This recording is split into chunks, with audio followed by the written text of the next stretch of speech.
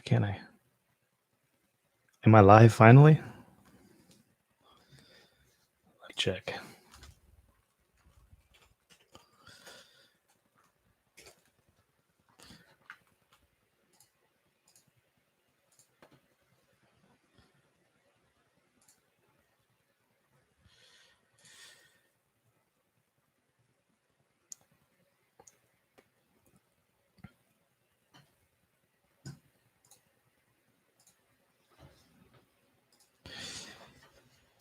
Let me see. Am I live? I think I am. Oh, yes. I see the comments now. Leet Trance. What's up, man? How you doing? How's my sound? How's my sound? Is it too loud? Let me know. I'm a little rusty. I haven't done this in a while. It took me a few minutes to get the live stream up. I'm seeing a lot of comments now. Bork, how you doing? Daniel? What's up? What's up? Sim, long time no see. Ojo Far, what's up, man? How you doing? How's everyone doing today? Randy? Linda? How are you, Linda? Clusifex Studio, LLC? Awesome, awesome, awesome. Everyone's in the chat. Everyone is in the chat. Everyone is in the chat. Good sound, good sound? Okay, I see good sound. Good sound. I may be a little rusty, everyone. It's been a while since I've done a live stream.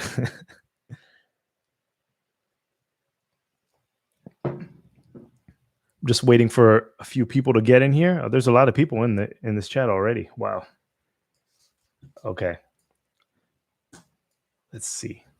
I'm pulling up in a separate window. Brian, Maya, how you doing? How's everyone doing? I don't know how long I'm going to do this today, but I have a few topics that I wanted to discuss. I wanted to first check in with everyone because it's been a while since I've done a live stream. I wanted to talk about some of the SCAR, what I'm doing with SCAR, some of the things, the projects that I'm working on, and some of the news that's been happening in Cardano and some of my thoughts. I haven't been following. There's been so much news coming out, so it's very hard to follow each and everything that's coming out. But I have the big topics that I have been following, and I'm a community member now, so I'm more like in the background, and I'm watching with everyone else. So, yeah, it's been quite a roller coaster. And I just want to start off by saying hello to everyone and what's going on with everyone. How has the past, 4 or 5 months been treating you? Is everyone up? I know it's been treating me well, and I hope that everyone else is also making those gains and enjoying themselves. It's been a little bit unexpected. I wasn't expecting all of this to happen so quickly or things to appreciate this quickly. It completely threw me off guard for sure. So let's talk about Cardano. Let's talk about everyone. How's everyone doing? How's everyone doing? Jeff from Swag Stake Pool, how you doing? How you doing, bro? What's good? What's good? What's good? What's good, everyone? Amer, where have you been? Missed you guys as well. I've been working a lot. I mean, I guess a little update on my life and what I've been doing for the past 4 or 5 months. I've been working a lot. I'm going after some more government contracts. My business is growing, so I've been expanding, and I've been working a lot. In the midst of also trying to find a new home. Obviously, you see the same setup, so I'm still here. I've dropped off a few offers on homes, lost every single one of them. So I'm still working on that. It's a very hot real estate market where I live, and it's extremely difficult to find the perfect place that you're looking for. So yeah, that's that. Yeah, business has been booming for me, not on the crypto side, but on the regular side. So everything's been good. And I've just been sitting watching my crypto portfolio accumulate as well. So that's awesome. So my portfolio is at an all-time high. So everything is pretty much going well. It's going well. Boss from Belgium, Good to have you. Good to have you. Daniel, awesome. I'm glad that you've been good. I'm glad that you've been good. Brian to Andromeda, just like he used to say. Yeah. Kevin Murray from Ashburn, Virginia. How are you doing? SRBRB from Dallas. How are you? Cardano kid, nice to see you too. Still that printer? Yeah, that printer has lasted forever. I mean, I just got some new inkjet cartridges or new ink replacements, and it's the liquid type. So you just put it in this little canister and it empties out that ink, and it prints very well. And I think it's going to last a very long time. So Teng Mad says staking ADA is like DCAing on Cardano every 5 days. Cardano kid, I'm still staking with Scar. Oh, I'm glad to hear that. I'm glad to hear that. For all those who have been staking in Scar, I really appreciate the support. I really do appreciate it. I opened up Scar 3 in anticipation for the K value increasing from 500 to 1,000. I did a short video shortly after because IOG decided they're not going that route. So yeah, but Scar 3 is still open. Maybe they change it to 1,000 someday. Maybe they don't, but the 3 pools are open, and I'm very thankful to everyone that's been staking. Appreciate it. And yeah, if you're not staking, you should be staking because the network is inflating. So you want to try to keep up with inflation or try to beat inflation. So yeah, and you get paid after each epoch. If you delegate today, it's going to show up couple epochs afterwards. It's like a 2 epoch delay, and there's no real penalty for switching from one pool to another. You can just redelegate and your rewards should roll over. But I'm a fan of just like sitting your ADA in a pool and just kind of forgetting about it, and then just checking periodically to see what's going on. For the newcomers here, this is a very dynamic process. So you may see that certain epochs you get paid less because the pool doesn't perform as expected, doesn't hit all the blocks that it's supposed to be hitting, or it's not assigned the certain number of blocks that would translate to higher rewards. So you're going to want to be patient because it's over time, everything kind of averages out. So even if you have a low epoch where the percentages are maybe at like 4%, you may be surprised, and that following epoch is like 6%. So it all like averages out in the end. So the best advice that I can give anyone that's new to delegation is to stay in a pool for a while and just watch it accumulate, and don't give up because you have a bad epoch. And yeah, just set it and forget it. Find a pool to set it and forget it. And if it's Scar, appreciate that. And I know there's a lot of new people in the Cardano ecosystem. So if there's new people to this channel, my name is Philippe. I've been in Cardano for quite some time. I have a YouTube channel, Phil PA. You can check the Cardano videos that I've been doing. I've been doing it for years now. And I also was a co-host on the Cardano Effect podcast, which recently concluded. But the podcast is still up. It's on all the streaming platforms, and it's still on the YouTube channel. So you can find some pretty cool episodes where we talk with IOG employees, Emergo employees, Cardano Foundation employees, people from other crypto communities. We talk with stake pool operators. We have a mixture of everything. So check that out if you've never seen that before. Okay, so everyone is good though. Portfolios are good. Everyone is happy with their portfolios. And I just want to make sure that's the case because things have appreciated quite some time. I think we hit like $1.30 or $1.40. Maybe we hit $1.50 at one point, which is astronomical gains. I'm going to share some of my positives and some of my negatives, and I also want to give everyone my plan of what I'm doing moving forward. So, for example, how I'm planning for like the next bear market. I've been in crypto since, I don't know, Q2 of 2017. So it's been a while. And with every bull market comes an extended bear market. I don't know when that's going to hit. I'm not a technical analyst. I more invest on fundamentals, and it's been working out for me very well. as of late. I have several coins in my portfolio that I've been holding for long periods of time, and it's paying off. But I'm a fundamental investor, but I'm not going to ride this down like the previous bull to bear market. So I'm looking for exit points at some point to take profits and reinvest when things crash again, as expected. I mean, especially with Cardano, there are a lot of other cryptocurrencies that have very high market values right now. I mean, you can go and see like Dogecoin that has like $7 or $8 billion of market cap value when it doesn't really do much. It's more of a meme coin. But like, for example, Cardano, I mean, I think we hit like $40+ billion market cap. We may have gotten higher. And the thing that you have to understand is this project still has a long way to go. We still don't have smart contracts. We are just doing staking.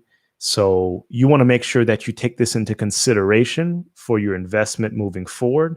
So while we may experience continued growth over the next 6 to 12 months, we also may not. It's really up to you. So you need to figure out whether or not you're going to exit at a certain point, not fully exit, but take profits off the table so you feel more comfortable riding in the bear market.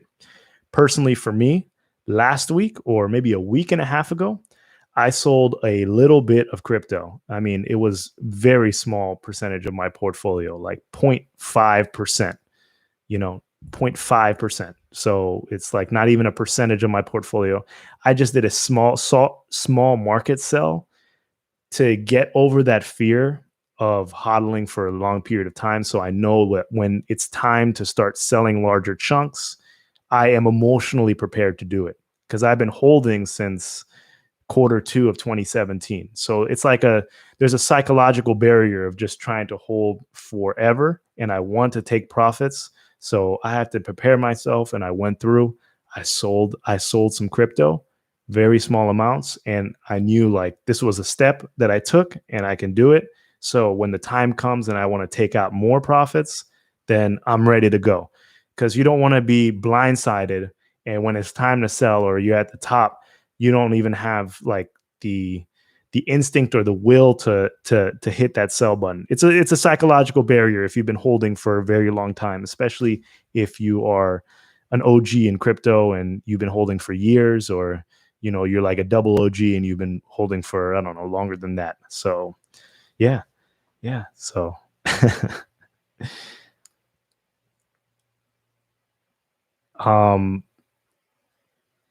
Sim says he's playing with house money now. Beautiful. Wonderful. Fart Burp says 180 on Coinbase Pro for 15 minutes. Oh, yeah. In the first 15 minutes. I saw that. That was pretty impressive. And Cardano has obviously been added to Coinbase, which is wonderful. 300 Rivers says, can I stake my ADA with you? Yeah, you can for sure delegate. My pools are SCAR 2, and SCAR 3. So, yes. What are your thoughts about Cardano the next 3 to 12 months? I actually wrote a list of all my thoughts, some of them positive, some of them negative. I'm going to share them with you, and I want to have an interactive dialogue to see what you think. So sometimes people think that sometimes my critiques may come off as negative, but it's only because I'm passionate about the project. And I've been here for a while, and I've seen it from Genesis to what it is now. And there are certain things I like, and there are certain things that I dislike. I'm going to just put it all out there. It is what it is. It's like I made a video, I think in 2018, talking about after 3 years, you can figure out whether a business is viable or not. Well, we're past that 3-year mark. So I can take a critical analysis of Cardano, and I can see the progress that they've made and make an educated decision or educated remarks or have an educated conversation about where I think the project can go or where I think the project has failed. Because it's been that 3-year mark, and that's that critical time, that critical juncture in a small business. And it's definitely not a small business. IOG is a very large business, but in business, that 3-year mark is critical, and you figure out whether you're going to go up or you're going to go down. So we passed that. So we need to have an educated conversation as to what's going well and what's not going well whatsoever. So I have that. I'm going to share that in a little bit. Let me just answer a couple of more questions. Bruce City 2, what's up, man? How you doing? What's up? What's up? Fart burp, long time no see. Chris Gibson says, how do you feel about Robert having his own show now? Robert? Or do you mean Rick? Full name Richard? If you mean Rick, I think it's awesome. I think it's awesome. I spoke with Rick, I don't know, maybe a couple weeks ago, and I saw his setup as well. It's very impressive, and I think it's awesome. I think it's awesome. Cardano Kid says, did you get any NFTs? Do they interest you? I did not get any NFTs. They are interesting, but I do have negative views towards them. But I understand the value proposition for investing and selling in the future. So we can talk about NFTs too. So let's see. James Ball says, I have around 400,000 of crypto and just sold 50,000 for USDC. Scared to sell anymore at this point. James, well, kudos to you for selling 50,000. And, it's going to be big because some people are not going to sell. They're going to just ride it to the bottom. They're not going to see the signs and they're going to walk out with nothing. So, one thing that you need to consider is that this is probably a long-term game. It's really seemed to have gotten it's like institutional mainstream now. And basically, this is not the end. It's the beginning of projects, and projects are going to continue to build. The best thing that I can say is that there are going to be ample opportunities moving into the future to make a lot of money.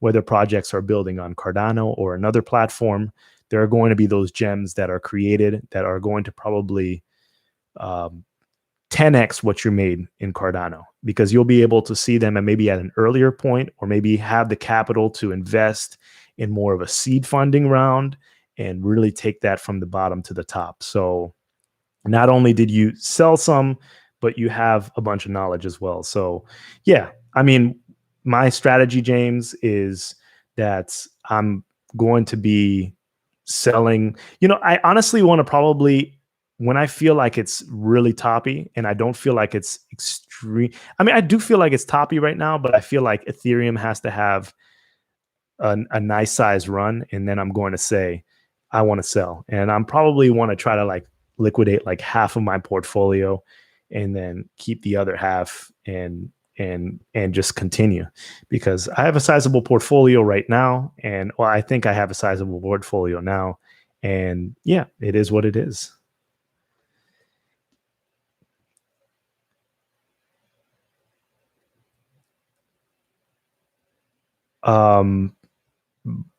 Bork Floyd says, watch Cohen. You mean Benjamin Cohen? I know who he is. I mean, I've seen a couple of his videos, but I do not consistently watch him. Envios Direto says, I'm OG Cardano, so the big junk paid off my mortgage and rental too. Now that's beautiful. That is beautiful. That is beautiful. That's definitely, it's thrown a loophole, because I've been looking for a house for quite some time. If you remember my previous live streams, and like, for example, I just went to, I don't know, 2 weeks ago or last week. I mean, everything seemed to have happened in the last couple of weeks, believe it or not.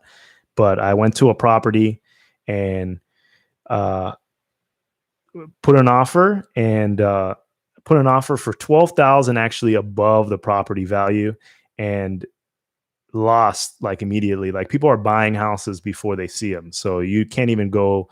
They give you like a 2-hour window for open house and or meeting with your realtor, and it's already sold before you even get there. So asking price was X. I put X plus 12 plus like some sort of contingencies that I would pay a certain amount above appraisal. Lost it in a couple of hours. It went out like 40 or 50,000 above the asking price. I'm like, that's crazy because it's already like 100,000, 150,000 more than what I think it should be. So you're already putting more money, but people are buying things just completely blind in my area. So it's very difficult. But, you know, and I'm putting like 35% down. So I'm putting chunks of money at it, but it's not, you know, maybe I need to put more. So definitely if I liquidate some of my like half my crypto portfolio at some time, then maybe that will make me just, you know, pay it off completely or something like that. And I will be able to maybe negotiate in a better manner. But kudos to you for paying off your mortgage and your rental. That's beautiful. If you, anyone that's been in Cardano, if, you know, whatever age you are, if you're young, if you're old, I mean, if you have the opportunity to take profits and pay off your main property so you don't have that mortgage payment, you're pretty much free. I mean, I'm sure you have other payments in your life, but mortgage is definitely one of the larger payments that stress people out. And if you can knock that out, then you can just get back to making money, pay off that property, get right back in crypto, figure out what the next big project is and start investing or do something like that. Mostradamus the More, what's up, man? How you doing? Digital Assets, Jared, good to see you too. Tim Baca, great to see you, my friend. Great to see you. Envios Diretto says, still some on the table, but this time took my profits different from 2017. Yes, definitely. Like you want to keep, I think they refer to it on crypto Twitter as like keeping your suicide stacks. So just in case things go to the moon. And yeah, you know, crypto is very competitive in the sense that, especially if you're on crypto Twitter or whatever the environment you are, everyone's trying to kind of like one up each other. You need to make sure that you stay in your own lane and realize that, yeah, you can always make more money, but try to figure out what that number is that's going to satisfy you, because these people are not really in your life. So there's always going to be someone making 5 times what you were making or 10 times or 100 times. And you're going to feel like, oh, I'm missing out, or I need to hold it even longer. But I think taking profits is definitely great. You know, I mean, April should be a good month. I mean, Coinbase IPO is happening next week, and I believe that their initial public offering valuation is over $100 billion. So that should generate some excitement, and we'll see if that translates to a crypto boom. So I'm ready. My fingers on the trigger, and when I feel it's time, it's time. It's time. So we'll see. We'll see.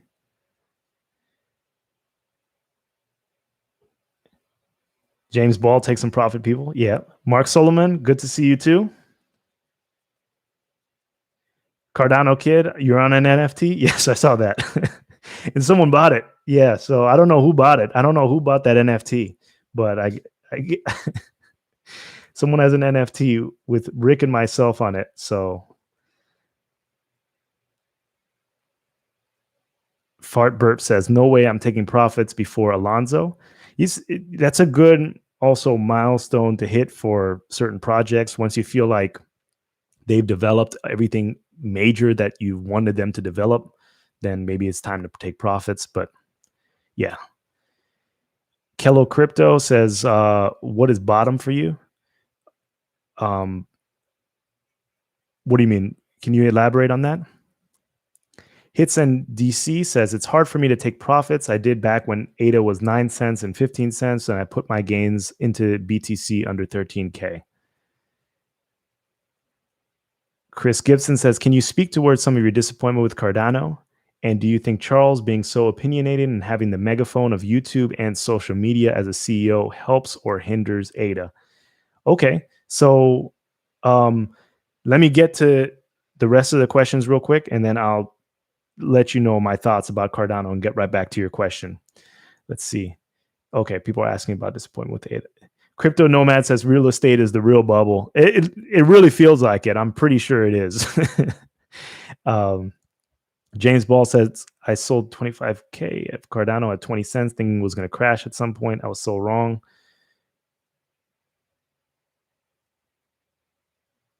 Hutan says if Biden is proposing a 40-year term to refinance gets approved, then the home prices will skyrocket. Is that what's happening? 40 years now? Wow. Thoughts on Space Buds from Bebe Yagas? I've heard of it, but is that the NFT? Are they making the NFTs? Because I don't know much other than that my face is on an NFT. Yeah. Nostradamus the more. I'll never forget the crypto crossover video you did a while back. Roger Ripple says we have some time, but not too close to a blow off top. Okay. Yeah. Okay. So let me get to some of my critiques and some of my critiques of the project. I'm going to word this carefully. So, I've thought about it in my head, but I haven't really enunciated what everything that I feel. So I want to say it in a respectful manner. I don't want to try to sound rude. And please feel free to comment, push back, tell me I'm wrong, tell me why I'm wrong. I want to have a discourse and stuff like that. So one of the things that one of the recent articles that I saw about the Cardano venture making its first investment in Cody, I thought that was really good. 500,000 in payments. I thought it was good. Cody seems like a very good firm and establishing some sort of ADA type pay system, which Cody I think already established, but making it better. 500,000 is going to definitely make it better. Is a good thing. One thing that I have to give kudos to Cardano for is building an extremely strong community. So this community has expanded tremendously. There are so many people within the community. It's really hard to keep track. And I've taken more of a backseat role, but it's grown tremendously. And I think that the recent appreciation of price has really solidified it as a blue chip crypto. And we talked about blue chip crypto before, but similar to blue chip stocks, blue chip cryptos are going to stand the test of time. Cardano's not going anywhere. It's definitely deserves its top 10 status. And I think it's the community builds the project for sure. And there's a very large base to build off of. Do I think that Cardano is overvalued? Yes, I do think Cardano is extremely overvalued. But then again, there are a lot of projects that are overvalued right now because let's face it, there's plenty of projects, but let's focus on Cardano now. Smart contracts are not out. Staking is wonderful, but there are a lot of projects that offer staking services. There just a lot that exist, a lot that came to market before Cardano. And, you could say that the dynamic proof of stake model is novel versus the delegated proof of stake model. Cardano uses a dynamic proof of stake, and other projects maybe use DPoS for delegated proof of stake. But there are a lot of projects that are implementing staking, and they have pools and whatnot. It's pretty common nowadays. So I don't think that's revolutionary. And the reason why I use these words like revolutionary is because at the beginning of this project, I've been involved since 2017. This was touted as blockchain 3.0. So there's blockchain 1.0, 2.0, and then 3.0. And you would assume that the step from 2.0 to 3.0 was a gigantic step. And it would introduce things that we've never seen before. For the past 4 or 5 months, maybe 6 months, I've been playing with DeFi solutions on Ethereum. I've been yield farming. I've been liquidity providing. I've been really getting into the mix of things, really trying to understand what's going on. And I feel like I've aped into some projects, and I think they call them degens and stuff like that. I think I consider myself one of those people because I've really gotten involved, and it's pretty incredible what's been going on. So Ethereum is much further in that sense than Cardano. What's interesting to me is Cardano has absolutely no smart contracts. It's it's been a very, very long time. This project hit market at the end of 2017. No smart contracts, and I know smart contracts are supposed to come later this year. And it's just been a while. It's been a while. It's been a very long time. Um, certain things. I don't know if you remember in 2017, if you went to the Cardano roadmap website, there was a ticker, and it would tick, I don't know, every 30 days, and it would regenerate the roadmap. So it would tell you what's coming in the next 30 days. And yeah, I mean, a lot of the stuff that was in that initial roadmap still hasn't been created. Like, for example, we'll take something simple like human friendly addresses. It was like 20% complete in December of 2017. It is April of 2021. So we're like 3.5 years later. So it was 20% complete in December of 2017, and it's April of 2021. Human friendly addresses. So I don't know.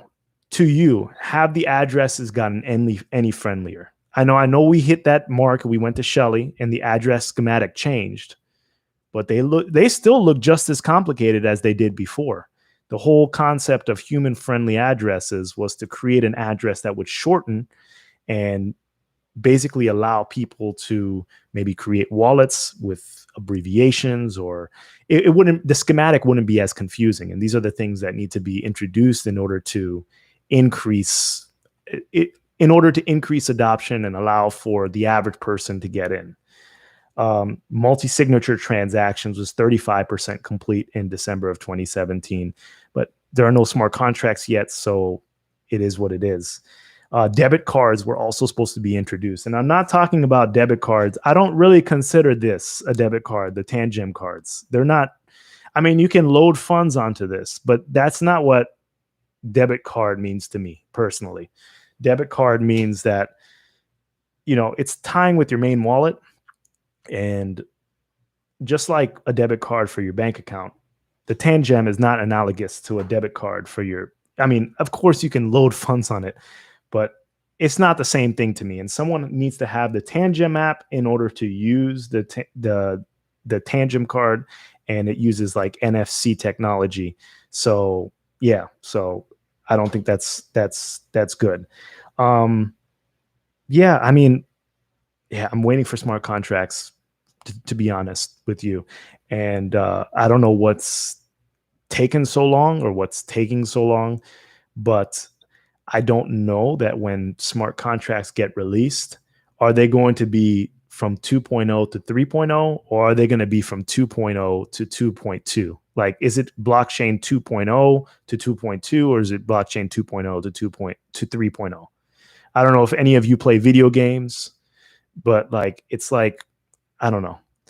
Every year when they release a console, like they always have like, I don't know, the Xbox One, and then later in the year they do like the Xbox One Pro or something like that. It's the same console, but it may have a larger hard drive, slightly faster processor, but plays the same games. Yes, it is an improvement, but could you say that it's a next generation console? There's like, from the PS2 to the PS3, I felt like that skipped a generation. But like, I mean, even the PS3 to the PS4, I think it skipped a generation. Like, you just don't want to get in that bucket where you're advancing like a Game Boy Advance to a Game Boy Advance SP. There's small iteration, like there's small jumps and then there's large jumps. And I think that the large jumps haven't been proven yet, to tell you the truth. And I don't know what to say. You can say all you want about like, it's coming, it's going to blow your mind away and stuff like that. But let's be real. NFTs are, yeah, I mean, NFTs are in Cardano, but they're also in Ethereum. And last time I checked, people are paying a truckload for NFTs in Ethereum. So are we going to beat Ethereum to the punch at anything besides staking? That's the question I have for you. So I'm going to jump in the comments and see what people have to say. Okay, so Space Buds is technically the first NFT on Cardano. Okay, so that's what I thought. And James says, congrats on your ADA success. More importantly, how's the tennis forehand? It's good. It's good. Anybody want to play me in tennis? I'm up. I'm up to play. I'm up to play. I've been playing. I started playing tennis when I was, I don't know, like 5 years old. I played all my life, and I stopped in college. I was gonna play college. I was gonna play college tennis, but like when I went to school, I went to Columbia University, and I had a I, I was like on the pre med route, and I had a decision to make. I was kind of actually getting burned out from tennis towards the end of my high school career. It was a lot of fun for me, but I was getting burned out. I played a lot through my life, and I had the option to play. I think I would have probably landed number 3 spot on the Columbia team, and Columbia is a D1 school, so I had some skill in tennis. But when it was time to play, I just tried to figure out like, what is this going to bring me after 4 years? I didn't see myself turning professional after 4 years of college tennis. So it seemed like it was just going to take up more of my time, and I wanted to really focus on my academics. So I just chose to just kind of hang it up. And yeah, it was weird, but yeah, that was I digress. Basically, I play tennis.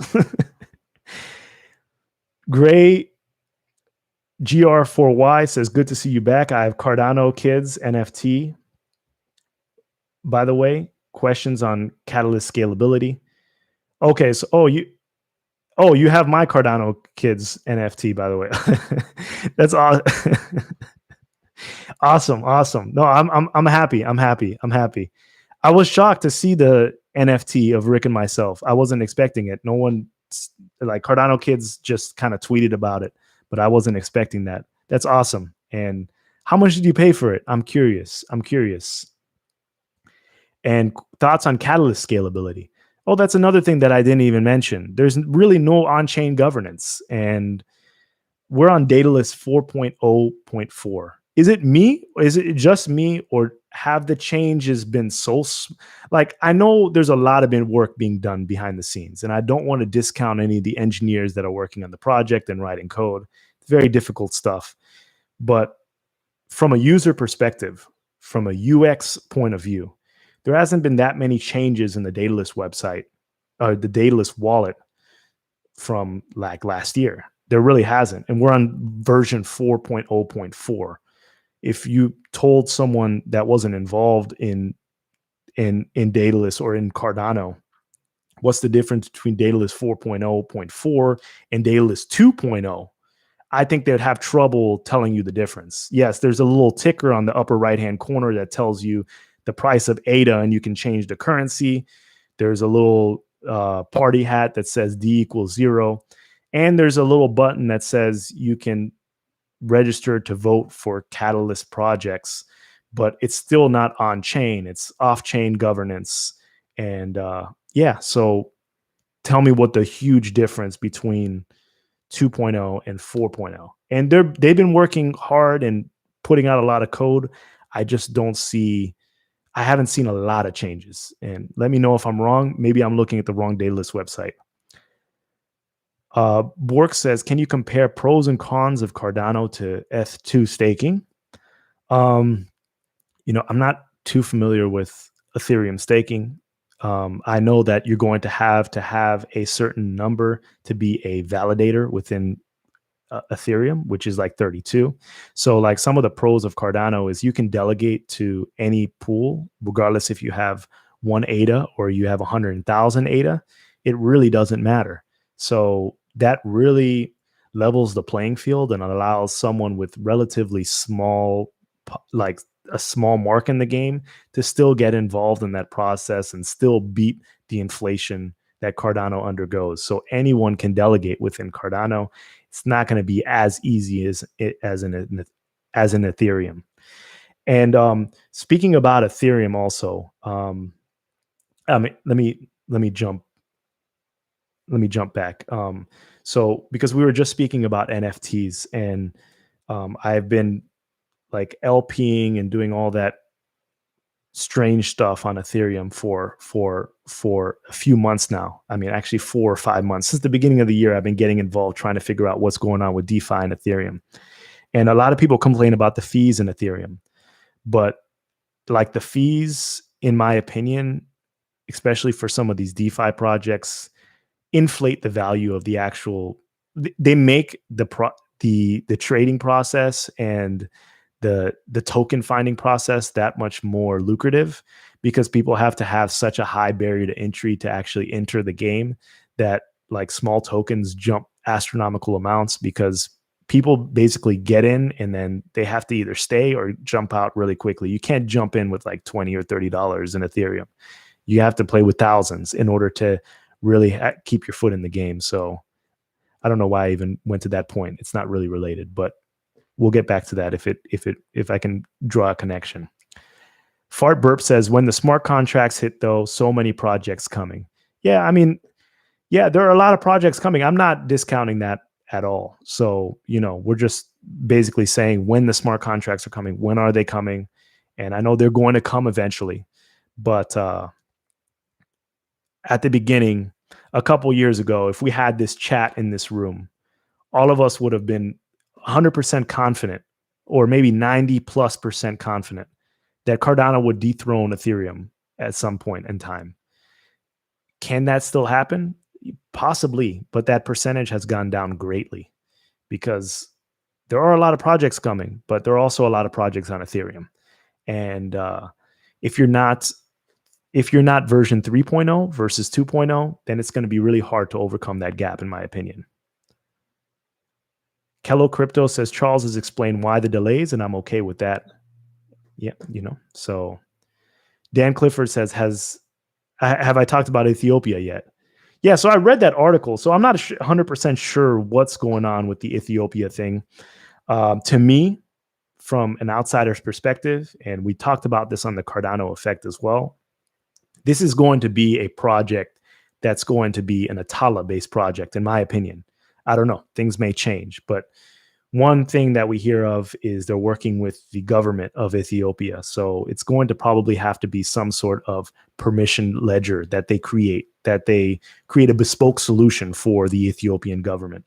And it's kind of weird because they mentioned working with the Ethiopian prime minister. And I don't want to offend anyone here in this chat if they're Ethiopian, because I'm not Ethiopian, and maybe I'm speaking from a place of ignorance. But I watched a Vice documentary recently, and I've read several articles. I have the guy's name here. The Ethiopian Prime Minister, Abiy Ahmed. So Ethiopia, from what I understand, used to have like an authoritarian rule for like over a decade, and this guy came into power. So and it's like a refreshing look for governance within Ethiopia. But people are accusing him of war crimes, like serious war crimes. I mean, there's refugees. I watched that video on Vice, and I mean, like women and children, like people getting killed, and it's called the Tigray genocide. So Cardano is like, striking a deal with the Ethiopian prime minister, who's also on some sites considered a war criminal or has perpetrated war crimes. Once again, I'm not Ethiopian.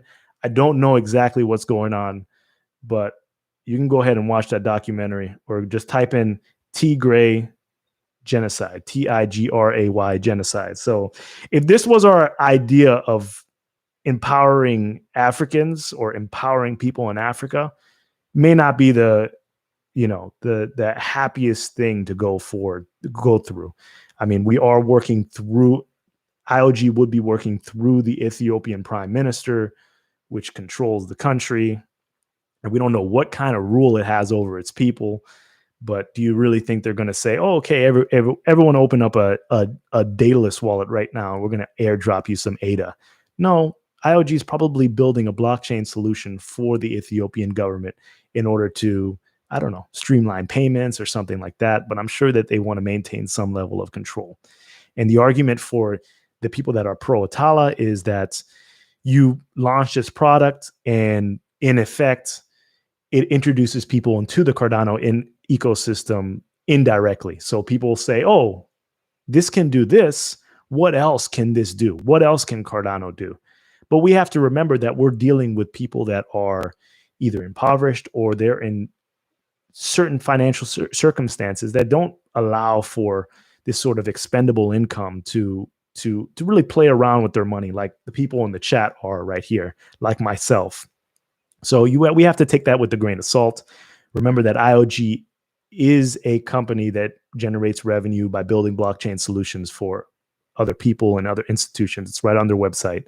So yeah, I mean, it is what it is. I mean, you can tell me if I'm wrong or how you feel about that. Thanks, Jeremy. Appreciate that. Logan, want to be friends? I don't know. Of course, we're already friends. I don't know if that's a bot responding, but if you're not a bot, we're already friends. You're on this channel. We're friends. Fart Burp says, when looking at Cardano's GitHub compared to other projects, I'm totally okay with the delays. Much more work going into Cardano. And that's a great argument to have. And Bruce City 2 says, no, not human friendly. So yeah, the addresses are definitely not human friendly for sure. Whenever someone's memorized their Cardano address, their Shelly address, and they can recite it, let me know. Until then, it's probably not human friendly. And if you can, you probably, I don't know, you have a great memory. Kevin Murray says, when will Ethiopia roll out? I'm not 100% sure. Varus says, what do you think about Phantom? I don't know. I don't know. Manuel Ramon says, you are so wrong. Manuel, that's fine, but I need you to elaborate. Give me why I'm wrong. Give me why I'm so wrong. Lay out your points. Fart Burp says, if I can swap tokens for pennies compared to $200, that is a big advantage to 2.0. That's a great point to have. Great point to have.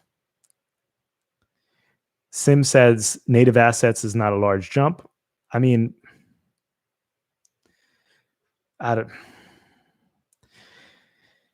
you can create assets on other blockchains, native assets on other blockchains. So I don't know. I mean, I guess it's perspective. Bass Vernier says Cody will have debit cards soon and maybe ADA. That would be good. I mean, they are a payment processor, and when we had them on the Cardano effect, it seemed like they were doing great business. And I think they're an Israeli company, and they have clients already that they're providing payment solutions for. And yeah, I think they're a great company. Yeah, Sim says NFT without smart contract. Yeah, I mean, yes, I understand what you're saying. And yeah, I mean, I guess my opinion of NFTs are probably not the greatest, so maybe I don't see that as a big jump. But I think that's probably a valid point because they do have some sort of value, but I don't necessarily see a huge value in them. But I'm sure there is a huge value to people because obviously you see NFTs that are selling for tremendous amounts of money. So yeah, you're probably right. Student of life? Nope.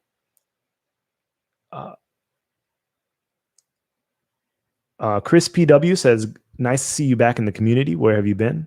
I've been around. I'm still here. I'm still here.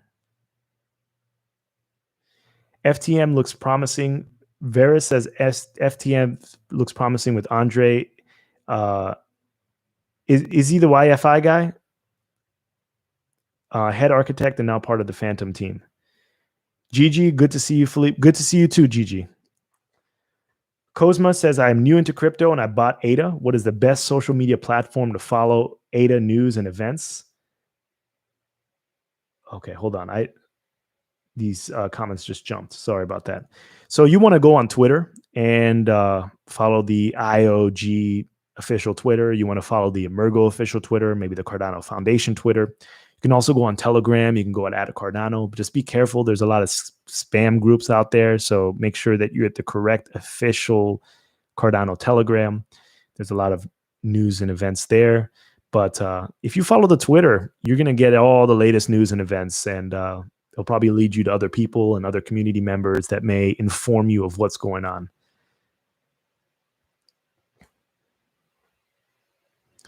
So Boss says FTM long hold since 2019. I've got to check that out. I'm gonna write it. I'm gonna do some research.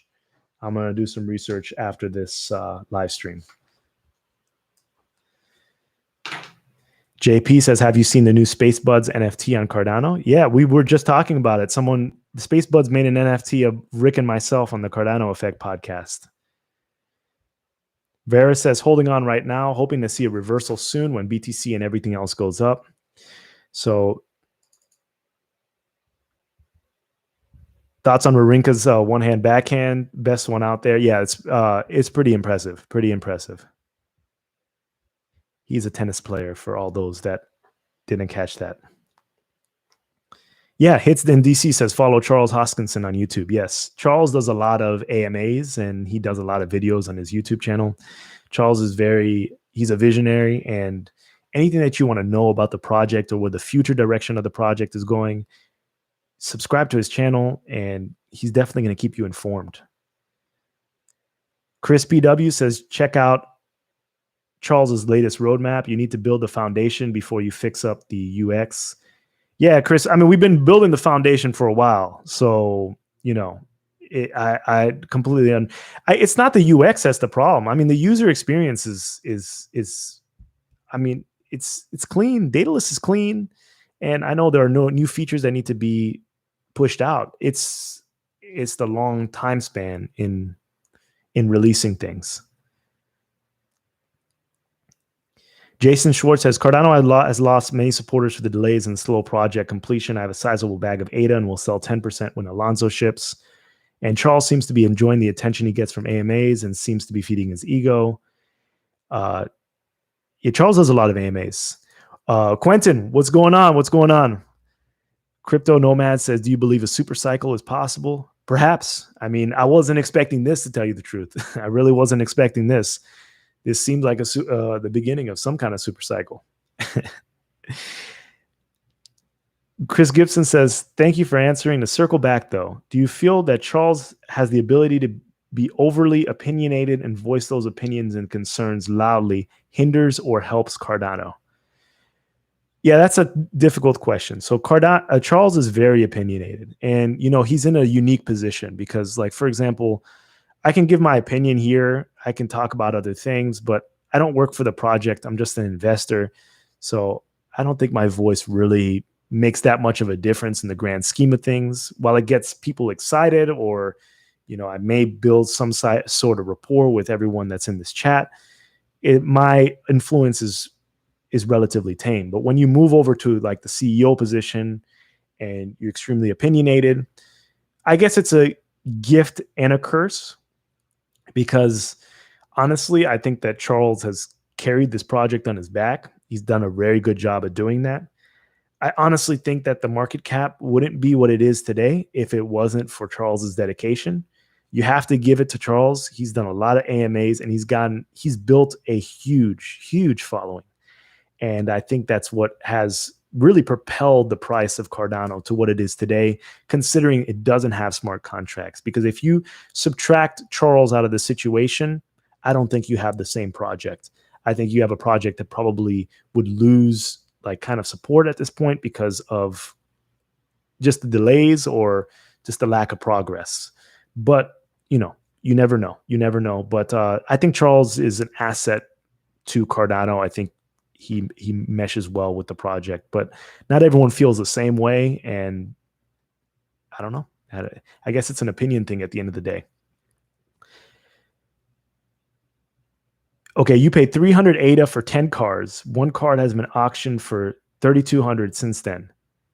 Wow. You auctioned it for 3,200 since? Oh, wow.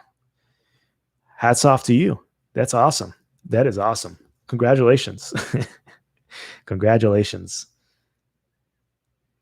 Manuel says, are you still an Iohk ambassador?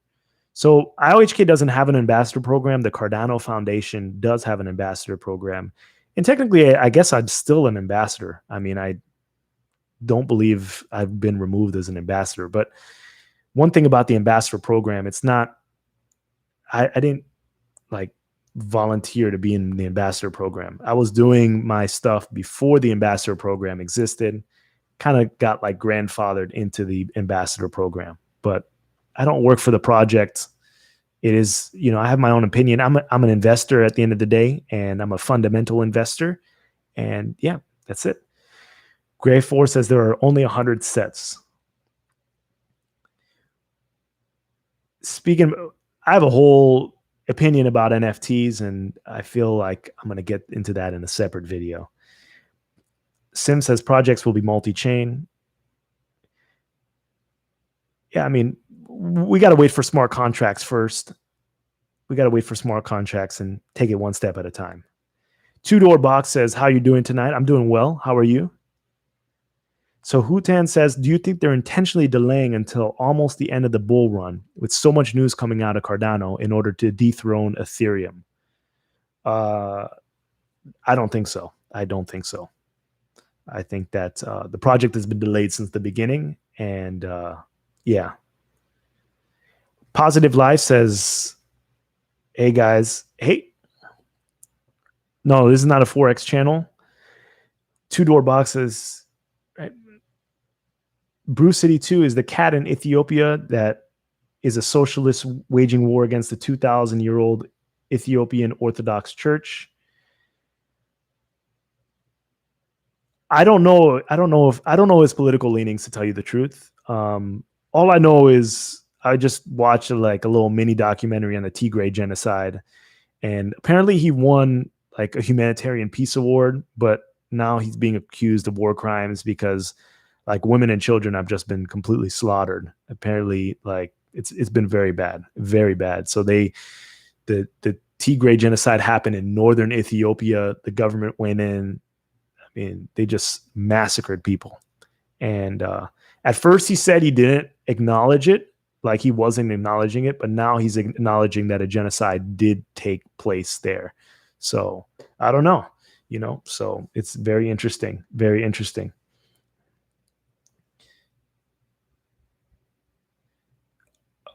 One second.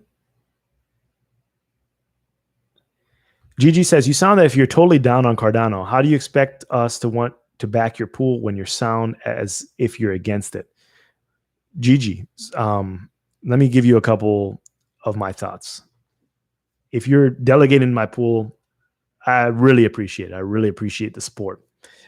But like I said at the beginning of this video, we have passed the 3-year mark. We're approaching probably the 4th year.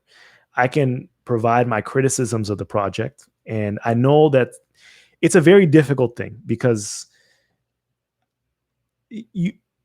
everyone's holding bags, and it's an emotional experience holding bags and whatnot. But like I said before, I'm a fundamental investor. So I cannot sit there and just ignore things that are happening just because you're holding bags. I don't think that correlates. So I can critique the project, and I feel like my critiques are somewhat valid.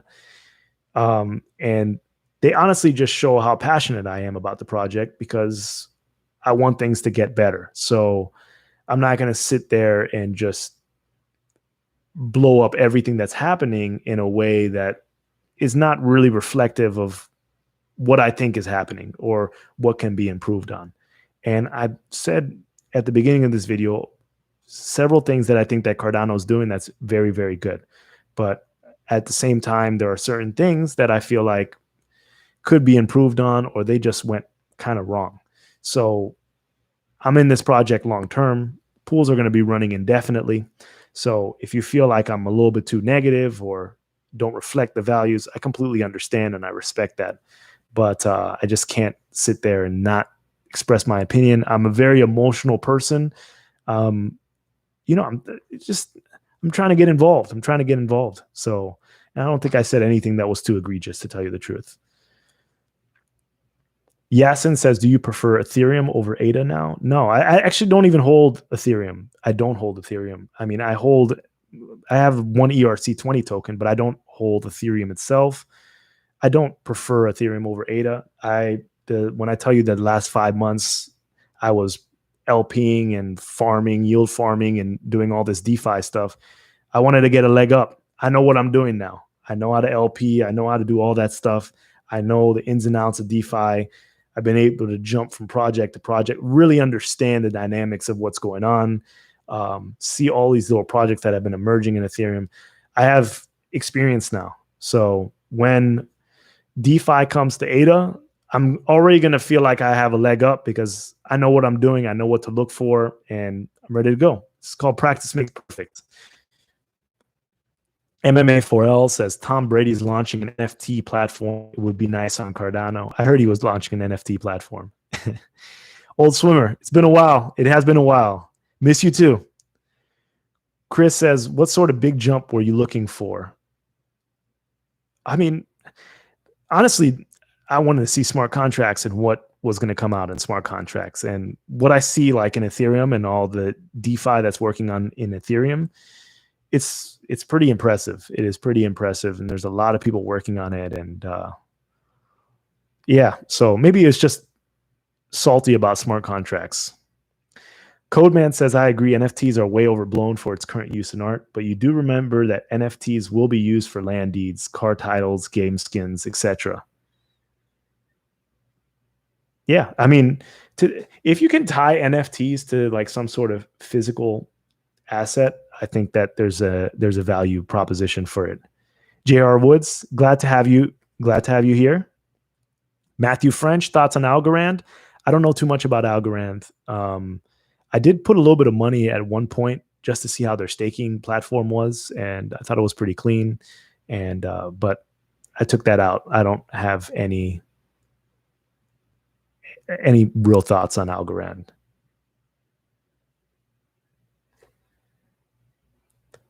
Manuel says, do you really think that people will stick with Ethereum with very low TPS compared to Cardano and high gas price? Yeah, I think people will stick with Ethereum, to tell you the truth. I mean, people will migrate over, but it's not going to be like, I don't think everyone's leaving Ethereum. And I think that they're doing things to lower the gas price eventually. And Ethereum 2.0 is going to, there are certain changes that are coming that should be able to scale Ethereum a little bit more. Will Ethereum lose market value to Cardano? I think it already has. I mean, we're looking at it now. So yeah, but the gas prices are outrageous. They definitely need to come down. And there are certain platforms that are working that are completely lowering the gas price completely. So, you know, it's not just Ethereum and Cardano. There's other things as well, like Cosmos and everything like that. Hi Boo Bali says, what's next for Cardano? Your candid opinion. I never know what to title these videos. That's the question I wanted to ask everyone. So what's next for Cardano? What are you excited about? Dan Clifford says, I'm behind on the chat. Houses in Sydney are selling for several $100,000 above reserve price. So 12,000 seems really tame. Yeah, I guess so. That's great. Several $100,000 above the reserve price. That's crazy. You know, I thought 12,000 was a little bit in excessive, considering that the price of the house is already 100 to 150,000. I feel like more than what it should be. PTL YouTube says, did I hear Charles will be Lex Friedman podcast at some point in the coming months? I might just be tripping. I think he is. Fly Over Me says Foundation. I'm not sure what you're referring to. Fart Burp says, please offer some explanation on yield farming and LP.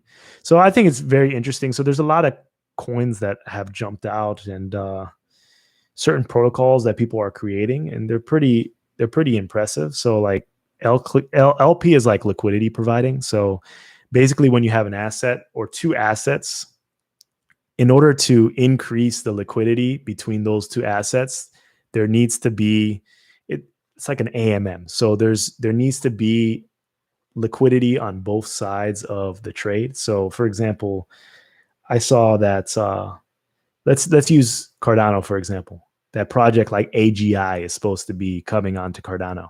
So when there's some sort of AMM that's created within Cardano, like an automated market maker. So if people want to swap their ADA tokens to AGI tokens, how are they going to do that?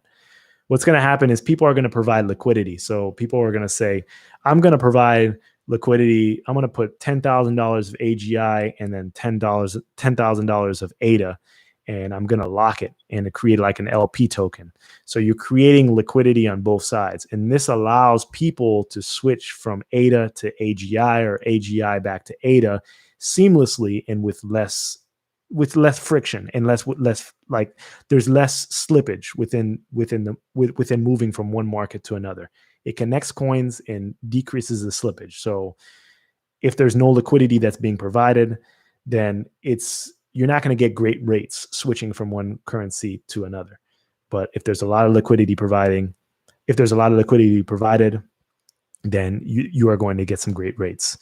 The thing with liquidity providing is there's something called IL or impermanent loss. So as the prices of the asset actually increase or decrease, the person that's providing that LP loses some of that LP that they're actually providing. So if the price of ADA doubles or AGI doubles, all of a sudden the LP token that you're providing becomes less valuable. And you can sell at break-even point only if the price returns to the exact price that you have provided liquidity for. So it's a whole game theory thing as well. So you want to try to provide liquidity providers with enough incentive in order to LP, if that makes any sense. You have to give them enough rewards to mitigate their impermanent loss. So I've done tokens where my impermanent loss outweighed the amount that I was providing for liquidity. And the thing with LP, the bigger you have to go in big, in my opinion, in order to substantiate all that loss that you're taking. And the rewards have to be significant enough. And the rewards come from people switching and paying fees for that switch. So it's a complex ecosystem, and you really have to get your feet wet in order to understand what exactly you're doing. But yeah, and that's probably coming to Cardano at some point. But there have been a lot of interesting LP things that have been going on behind the scene, like in Ethereum and stuff like that. So I have my experience, and I know exactly what I'm looking for when I come to Cardano and looking for those tokens where I'm going to maximize my returns. Okay, I am losing the chat. Drone Duet says, do you know that the K factor is going to change to 1,000? Hope all is well, man. Good to see you back. So it is going to change to 1,000. So I was under the assumption it was supposed to change to 1,000 in March, but IOG kind of deviated. So they're going to change it eventually soon. So, I mean, I guess that's good. I mean, they promised that last year. T13 says, does market cap really matter? And is $100 possible by 2025? That's huge. That's a lot of money. I don't know. Chris PW says, I guess we'll have to wait and see. I hope you are vocal when they deliver. Chris, I've been vocal when they've delivered. You know, like if you go through the history of my channel, I give them props where props is due. Like, so some people would call the first half of my YouTube channel a Cardano cheerleader because I see exactly what they were doing, and I give them credit when the credit is due. And like I said, there are many things that are going great for them. The community that they've built is unparalleled. Like, it's a very organic community, and this is a blue chip crypto that is here to stay. Fly Over Me says, when will Daedalus get two-factor authentication? I'm not 100% sure. Robert Scully says, I've been staking on Scar forever. I was just thinking about you the other day. I appreciate that. I appreciate your support. I've been around.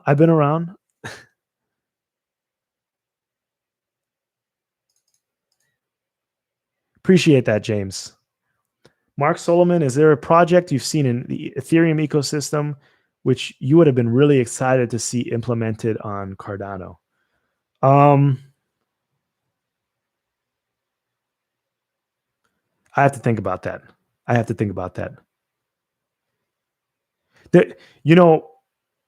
do have a project. I was going to talk about it that I thought would have been good, but it's not an Ethereum-based project.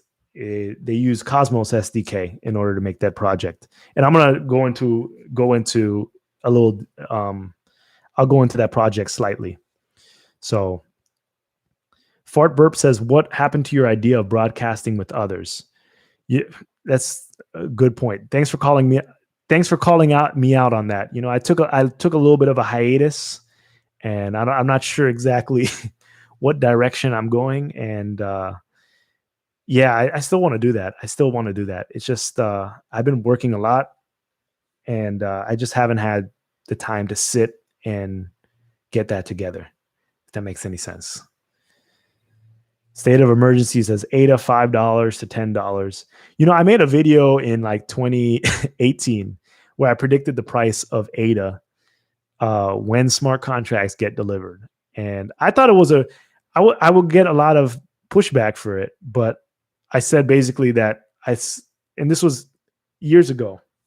I said that ADA would reach between $3 and $5 once smart contracts are delivered. So technically I'm still that prediction is still correct because we're at like over $1 and smart contracts haven't been delivered. So we'll see if it hits that price prediction. But people thought it was outrageous back then. But yeah. Brian Hale says, I've been holding through all its ups and downs since its first day on CoinMarketCap. I never let go of my Cardano. Maybe when it hits $10, if I'm still alive, I'm old. Congratulations to you. Good to see you too, Gary. GR4Y, thanks for being transparent with your thoughts. It's important to have discussions rather than contentious tribalism. I agree with that. Projects can be improved. And at the end of the day, everyone has their own self-interest. And you could say that I have my own self-interest and I'm doing stuff, but I'm candid. I'm trying, title of this video is Candid. I just try to put it out there and do the best I can. I'm a fundamental investor at the end of the day. I want to make money and I'm trying to be as transparent with my moves as well. So I'm not trying to hide my feelings at all. I don't work for the project, everyone. I don't work for the project. I never have. So I don't work for Iohk. I don't work for the Cardano Foundation. I work for Emergo. I'm an independent party. Drone Do It says, you mentioned a moment ago your pools will be in operation indefinitely. Does that mean there will be blocks produced for all three indefinitely as well? Yes. So SCAR 3 just started. So I think it only has like 1 million delegations. So it's going to be a slow start, but as it picks up, the fees are the rewards are going to get higher and higher. It's going to create this sort of equilibrium with the other pools. And I created SCAR 3 because of the anticipation of K going from 500 to 1,000. And if you were here last year, you know that Iohk was talking about K going to 1,000 in March for plenty of months. We had people on the Cardano effect talk about it. And as soon as March hit, like a week in March, they're saying, oh, we're not changing K to 1,000 anymore. These are the type of communication things that don't really make sense because you can't go one way and then pivot the other way. But when you're pivoting, you do it on the day or the week that you're pivoting because people are preparing their pools to go one way, going one way. So everyone's getting stretched different places. Chris Gibson says, if you had a time machine and could go back to 2017, would you still have invested in Cardano or elsewhere? And where would elsewhere have been? So, Chris, I have a diverse portfolio. So I got involved in crypto in like Q2 of 2017, probably the end of Q2 of 2017 towards the summer months. So I was investing in projects before Cardano. Cardano didn't come out till later in that year. So I do hold other projects and I have for a while. So I would have definitely continued to invest in Cardano. I think it was a great bet. I think that my fundamental analysis of the project was sound as far as its potential. I don't think it's hit its potential, which is upsetting to me, but I think that the project is still wonderful, if that makes any sense. Bad J says, do breakdown video on DeFi. Which ERC20 token are you holding? I'll get that. I have a little thing I'm going to get into. So Fart Burp says, do you know of any knowledge about the Orion protocol? I do not, but I did hear that they were migrating to Cardano or something like that. I'm not 100% sure, but I do not, unfortunately.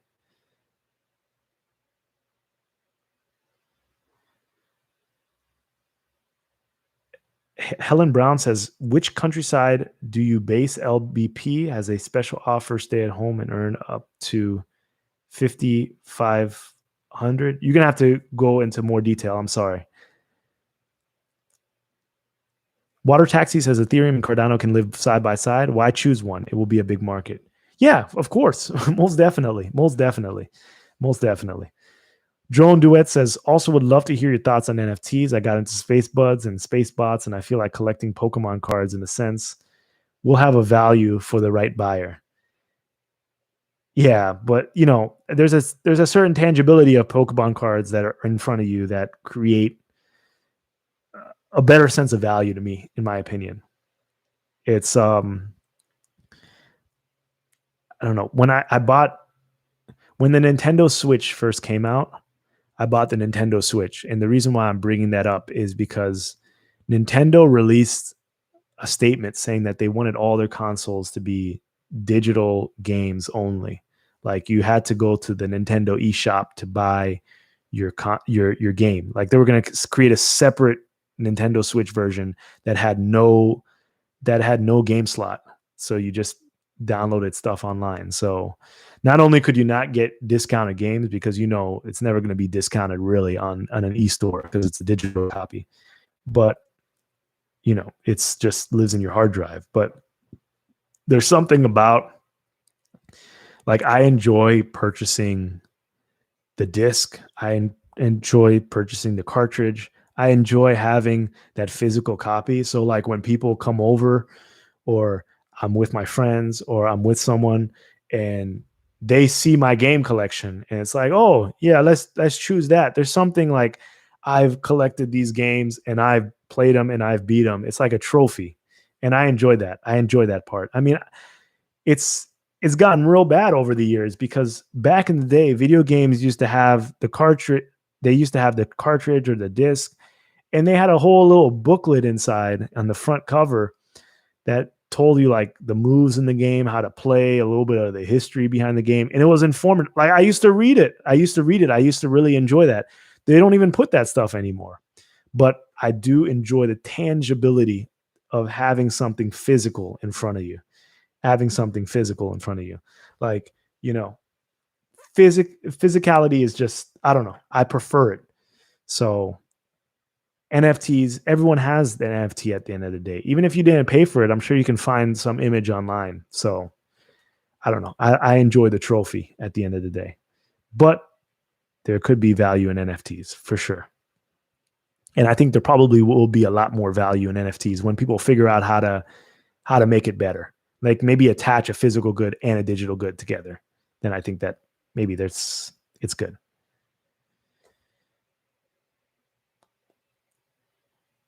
Matthew French says their staking on their wallet app is awesome. Is this for Orion protocol? Or is this for Algorand?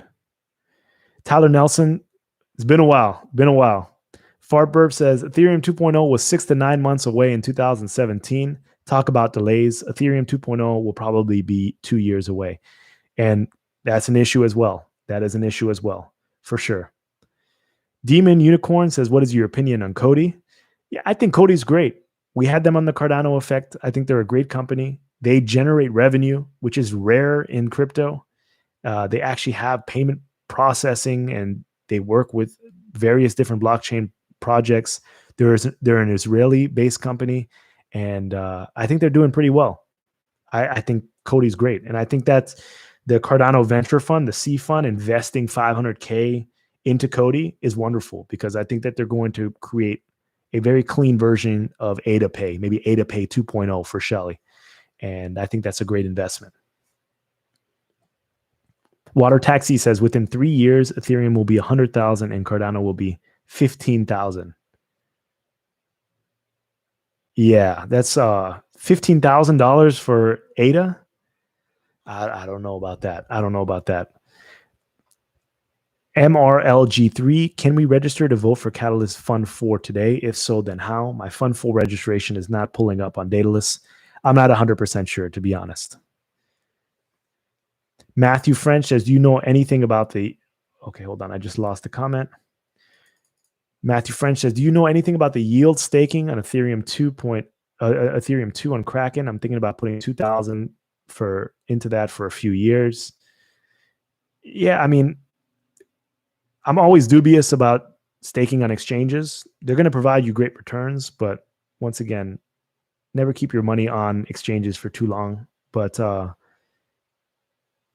yeah, I mean, they're probably getting ready. They're going to have a validator probably, and they're going to be staking on Ethereum 2.0. Brian Hale says appreciation. Just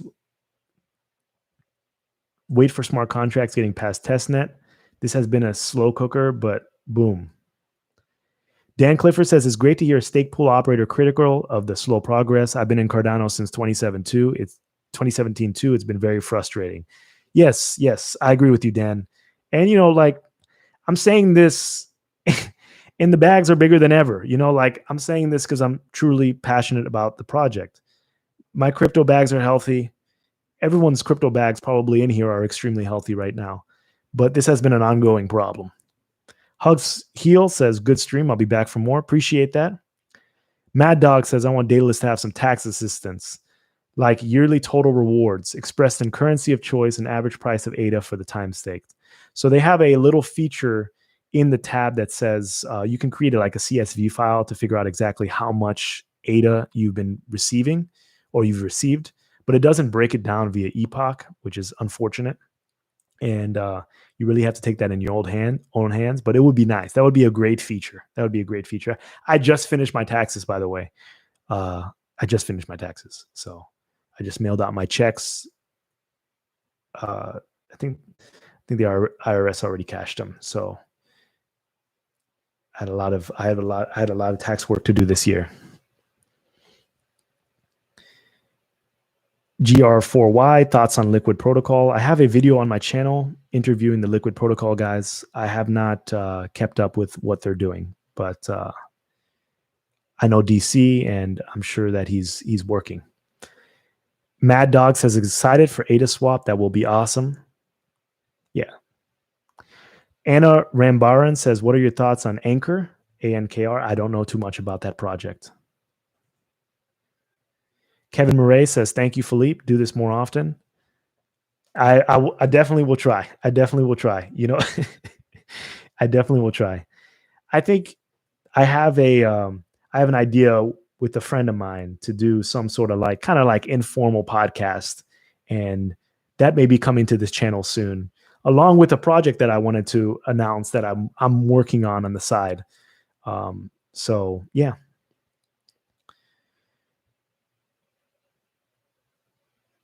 Water Taxi says, you have to understand that all these coins are nothing. Nothing in the world is going on in coins. Yeah. You have to elaborate. Floyd73 says, what are your thoughts on the current reward system? I'm not sure rewarding investors who pledge more and who are already pretty much set up for life should be getting even a larger chunk of the pie. Yeah, I mean, that's the thing with proof of stake. That's what happens. I mean, it's kind of like a rich gets richer system. So I don't think there's anything you can do to stop that. And personally, I think that rewarding operators who pledge a lot more money to their pool is actually beneficial for the ecosystem, because first of all, it locks up more ADA. And if they can't touch it, or if it affects their rewards in the following epoch, then it's kind of like locked ADA, and it could lead to more scarcity within the system. But like the current the initial distribution of Cardano was not fair to start off with. I mean, there are a bunch of whales in Japan that have millions and millions and millions of ADA from the pre-sale that got it at, 0.002 cents, not even 2 cents, 0.002 cents. So I don't know. It's not fair right now. So Aaron says, it's been too long. Are you working on any podcast or show like Rick's new one? It's been a long time. Thanks for checking in. I might do like an informal podcast with a friend on this channel, but I'm not working on any like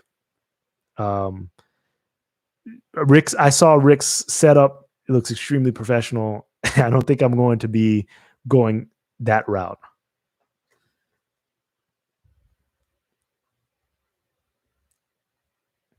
DD says, I see you have personal issue with Charles and you revenge by spreading FUD about Ada.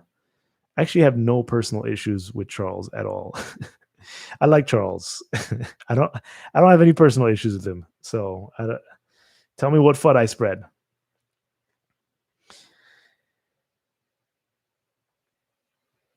Isaac, I'm doing great. I'm doing great. Thanks for asking. I hope everything's all right with you. Samuel Barnes says, I know I'm about an hour behind in the live, but with regards to having a sales strategy in place, check out Benjamin Cowan's YouTube channel. He has some really good risk metrics and strategies. Yeah, I heard he's very good. I've checked out a couple of his videos, and I know he's I think he was previously like a nuclear engineer, and he uses a lot of statistics in order to dollar cost average your way out of crypto. Yeah, and he's legitimate for sure.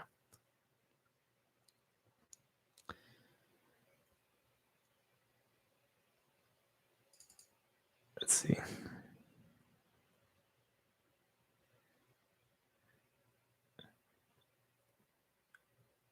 Hold on, I'm losing chat.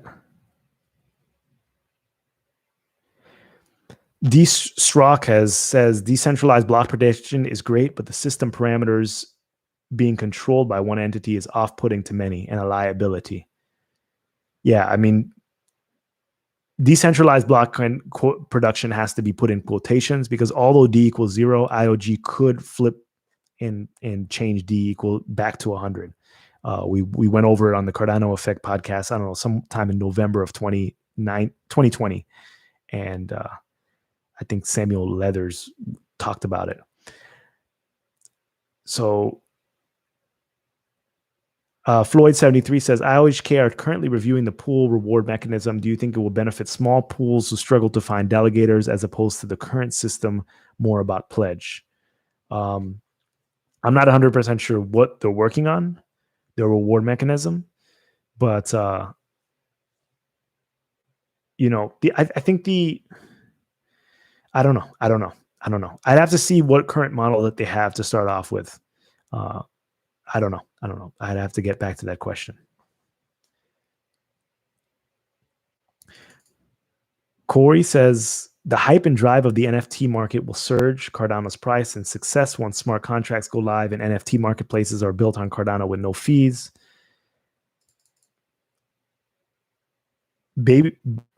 Baba Yaga says people are willing to pay millions for CryptoPunks, so can't see why people wouldn't be willing to pay a lot for Space Buds. In fact, the rare dinosaur Space Buds are already going for 100,000 ADA. That's crazy. Insane. Yeah, I mean, NFTs are working in Cardano then. Dan Clifford says, I agree. I don't see value in NFTs. Thanks for chatting about Ethiopia. Oh, not a problem.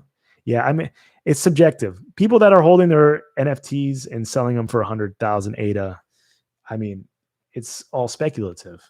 I'm not saying you can't make money in NFTs, but we're just like debating the value proposition of them. Floyd73 says, what do you think of the Singularity Net partnership with Cardano? AI will play an important role in our future lives, whether we like it or not. I have invested in AGI, huge potential in my opinion. I don't know too much about AGI. I really don't.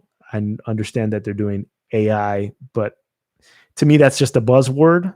AI and blockchain. I mean, what exact product have they launched that works with AI technology? I'm not 100% sure, but I'm sure it could be a great partnership. I just don't know too much about the token, to be honest.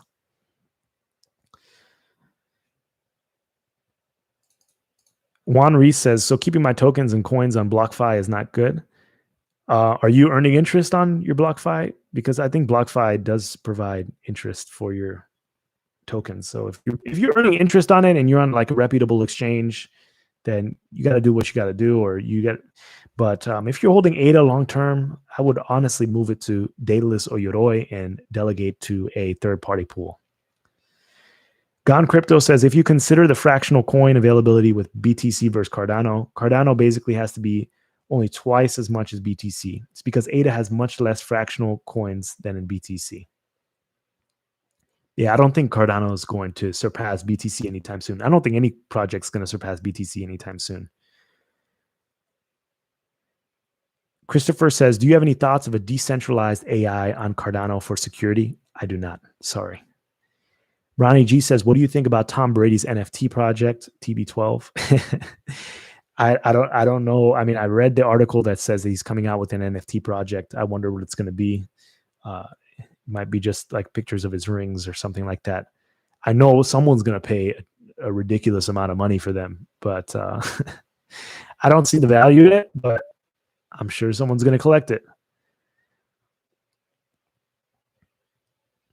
Gerald, what's up, man? State of emergency, what's the next cheap coin to make us rich? I'm hearing VeChain is the way to go. I don't know too much about VeChain. Seeking Shalom says, thoughts on XRP? I saw that XRP had a huge price increase, but they have some trouble. I mean, they still have to settle the SEC thing, and that's a huge lawsuit. That's a huge lawsuit. And I did read some of the docket or the actual lawsuit papers, and a lot of points of contention. So, but this is crypto, so I don't really think that things just fly for no reason. They fly for no reason, whether they're solid or not. I mean, Bitcoin Gold still has value, or Bitcoin SV has value, or Bitcoin. I mean, there's so many forks of Bitcoin. Bitcoin Super, you could probably find, still has value. And there are a lot of projects out there that have value. Dogecoin has $7 billion of value. Do I understand it? Not really, but it happens anyway. Aaron says, best of luck to whatever you do. You're a true OG of Cardano. I appreciate that. Gene, nice to see you too. Nice to see you. Gerald says, not a fan of the cartoon art NFTs. Got you. Raging Bull says, Floyd, I'm set up for life because I took the time and the huge risk of investing in just a white paper, just a wallet. I should receive more rewards for staking more. Water Taxi says, do you have a price prediction for ADA within 3 years? No, I do not. Floyd73 says, going to check it out, 2 a.m. in the morning here in sunny Scotland. Have a good day and appreciate your input. I appreciate it, Floyd73, and enjoy your sunny day in Scotland. That's awesome. Last time I've been to Scotland before because I went to Edinburgh. I think that's how you pronounce it. I forgot how to pronounce it again when I went to Plutus Fest in 2018. Ronnie G says, Phil, do you think Iohk will have another public summit? Yes, I think they probably will. Charles likes those things, and he's going to put on a production. They may have one for Alonzo or something like that. I know you still have the napkin from Scotland. Yes, I do. It's actually in one of the drawers in somewhere, but I do have it. Juan, appreciate that one. Dan, I appreciate that. Everyone's being so nice. I appreciate that.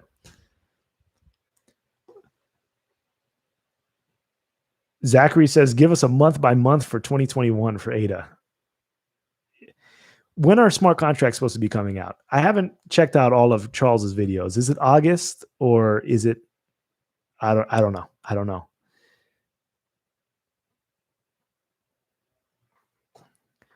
Rob says, when do you think Alonzo is coming out? I don't know. Is it August? I'm not 100% sure. The months change. Water Taxi is, how much ADA do you have? I'm doing fine. I'm doing well. I'm happy with my crypto portfolio. Like I said before, I said at the beginning of the video, I have been involved in crypto for a little bit, and my portfolio is at an all-time high. I recently, like a couple of weeks ago, for all those people that are entering the chat new, sold a little bit. Very, very small percentage, just to show myself that I could sell, because I will be selling. I want to liquidate half my portfolio this year, and because I don't want to ride the bear market all the way down again. So I needed to prove it to myself that I could sell. So when the time comes, I'm ready to act. I'm ready to execute.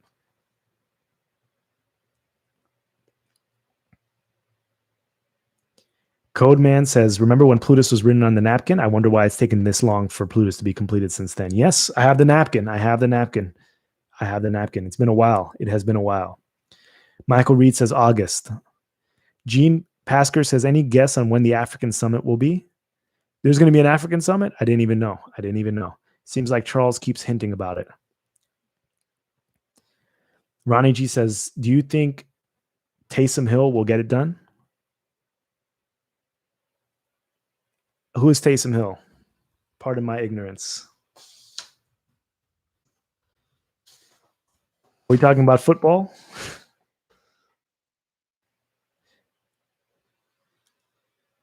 Quarterback for the state. I don't know who he is. I'm going to tell you, I don't watch football with the same.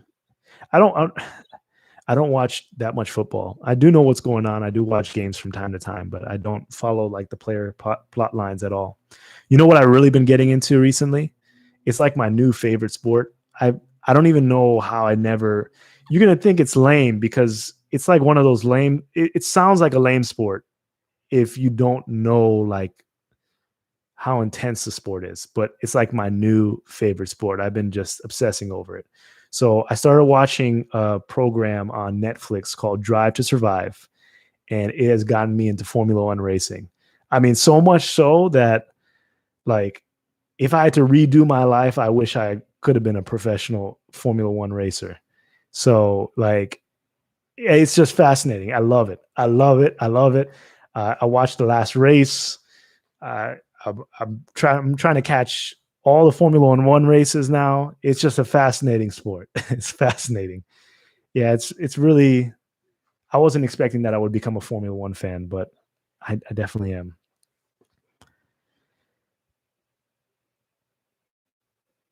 Mr. Moss says, "Do you have any? You plan on building projects or just sticking to that SPO life?" I'm sticking to that stake pool operator life, but I'm actually telling you, I'm working on something. I'm going to talk to you about it right now.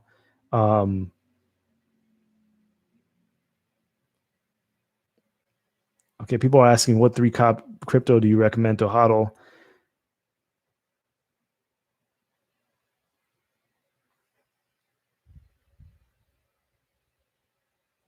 Max Verstappen? No, he's not my favorite driver. I'm a Lewis Hamilton fan. I'm definitely a Lewis Hamilton fan. I like some of the drivers are very annoying. I do like Max Verstappen though. I don't hate him whatsoever. I like Bottas. You know, I liked Romain Grosjean. I like Sergio Perez.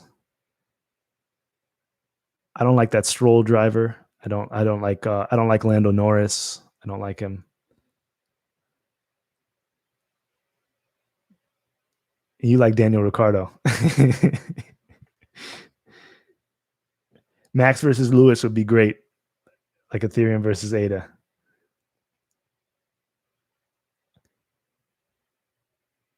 Ayrton Senna was the best of all time, best driver of all time.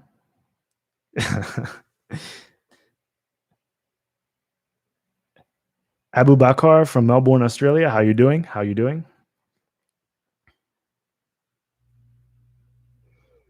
So yeah. So I mean, people are asking me what my crypto holdings are. So I can tell you a couple, like a project that I'm working on the side. So like over the past 5 months, the hiatus, I've been working a lot on my personal business, and I've been building another business, which is not crypto related whatsoever. And then also I've been interested in expanding stake pool operation as a service. So I think that I bought a server and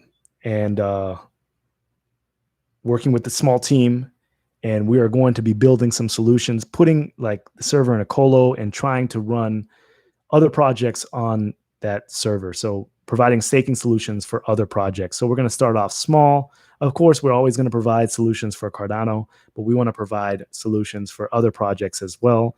So if people are involved with those projects, they're free to stake with us. If not, it doesn't really matter. But we want to try to like build a small like stake pool enterprise. So like building up a team to try to do that. And yeah. So, I mean, one of the projects that I have been involved in for a pretty long time, and not like not extremely vocal about it whatsoever. I think I talked about it in the past, probably in 2018. But I got involved in 2017 before Cardano even existed, and it's now it's known as Secret, but it was formerly known as Enigma.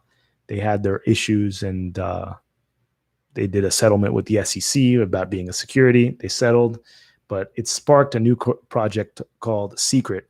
And the reason why I like Secret is because like I've analyzed my position in the blockchain space and what does blockchain do for me. So first of all, I'm an American. I think that I have a certain level of privilege, like financial privilege and geographical privilege. I'm doing well for myself. So I struggle sometimes about the use case of cryptocurrency for someone who like transacts with credit cards, who uses PayPal, who has all these kind of banking services. And I've had my friction with the banks here and now, but I have never felt the need to go to the grocery store and just like use a card, like use crypto to pay for my groceries. I'll use my Visa card, or I'll use my Samsung Pay, and I think it's going to continue for a pretty long time. So I'm like, people in countries that are experiencing like hyperinflation, or people in countries with just don't have a stable currency whatsoever, there's a much higher value proposition for cryptocurrency than someone who like has access to a lot of banking services, in my opinion. So what is the best use case for me for crypto right now? And I think one of the most important things for me has always been privacy. Privacy is extremely important to me. It's a tenet. I've made videos about it on my channel before. Cardano was supposed to offer privacy-based solutions at some point. I think it was called Ouroboros Crypsinus, but I don't think that's coming anytime soon. It probably would have to fork into another coin or create another coin in order for it to have some sort of privacy features. So, and it's not so much as a privacy as to avoid government detection or whatever like that, because I pay my taxes. I have no problem paying my taxes. I just do it. I follow the rules. I'm not here to cheat or anything like that. But it's more of privacy when you're when you're participating in blockchain. So like, for example, I have a coin here, and let me make sure my video is still streaming. Yeah. So like, for example, like this Cardano coin right here. So I got this at the Iohk summit in 2019 and in Miami. And the interesting thing is, like, there are solutions out there, or there are stores out there where you can buy crypto merchandise and you can pay ADA and you can receive merchandise, or you can pay ADA and get a product or service in return. But at what expense does that come? A lot of people here have been in cryptocurrency for, I don't know, for a little bit. So the people that are familiar with my channel may have been here since 2017, and there's no real privacy right now in Cardano. There's not a lot of privacy in crypto. So if you go buy a coin, or if you go buy something, or if you, I don't know, someone creates an app and you use it to purchase something, your ADA address is tied to that transaction, and they can figure out exactly how much ADA you have. And there's a certain level of privacy that is just broken there. When you go to the grocery store and you use your Visa card, the cashier can't see how much you have in your bank account. But it can happen with crypto. It always happens. It's pretty traceable. So I mean, unless you go to the grocery store with like a black card that they know you need like a certain level of money in order to even afford, but they don't know the exact amount that you have in your account. And I don't think that should be privy to everyone. I think you should provide the exact amount of data for each particular transaction that you want to participate in. So it shouldn't be like a free for all where they know everything about you, because a lot of you here are probably, you may be crypto rich at this point, and someone asks you for ADA, and then all of a sudden your balance is revealed and they know exactly how much money you have down to the cent. And they can actually monitor your purchases because they have your address. And what are you going to do? Continue washing your addresses? It doesn't even work, because you can buy software and you can track, you can jump. Um, there's a little bit of more obfuscation within Cardano, but it's not there. It's not there. So it's like, privacy is important. And especially like, I mean, back to this Africa thing, Cardano has a mission to service the unbanked in Africa, and they are going to be able to participate within an ecosystem. So let's say, I don't know, coffee was a use case, right? Coffee was a use case, if I can recall. So let's say someone in sub-Saharan Africa, or someone in a coffee producing country in Africa, creates a organic coffee bean and puts it, I don't know, creates a store and accepts ADA for payment for that coffee, or accepts some sort of currency for that coffee. How are you going to ever build a level of trust to give you that motivation to actually purchase that item? Like, if you are actually sending money to this company, not only can they see your wallet address, but you'll probably be able to see theirs as well, the receiving address. And what if they're poor or they're impoverished and they have an ADA balance of 0.0? You might automatically assume that that company is a scam. Even if they have some sort of identity verification or something, it's almost like if you're too small, it's going to be hard to build up because of the ability to just divulge all the information, and you'll be able to monitor their sales and whatnot. So you may be less likely to buy that item just because they don't have that reputation-based score, or they don't have money in their bank account. So you're like, this must be a scam. It's like when you go on eBay and you're buying from a seller, and that seller has like zero feedback, and it's like, do I trust this person? Do I trust this person? How do I know what I'm going to get? And I much rather purchase it from a person that has 100 feedback or 3,000 feedback. It's the same concept, but it makes it very difficult for the people that really need the system to utilize the system. If you had more privacy-based solutions, then that information could be obfuscated, giving a more equal chance for everyone to run their small business or run their enterprise or participate without feeling like they're being economically discriminated against because they have zero balance in their wallet, or they just don't have the history that they have. So yeah, I mean, I think privacy is a huge solution. So I've been involved, purchased it 2017, I would say September, October. That was when their like ICO was. It was Enigma formerly, and now it's secret. And right now I bought the server, and I'm building a validator on there. So it's like their staking system within there. And there's like two tokens on it. It's called Secret and then Secret. So Secret is not a privacy-based token, but Secret is a privacy-based token. So everything that you run within that Secret kind of ecosystem is just completely obfuscated.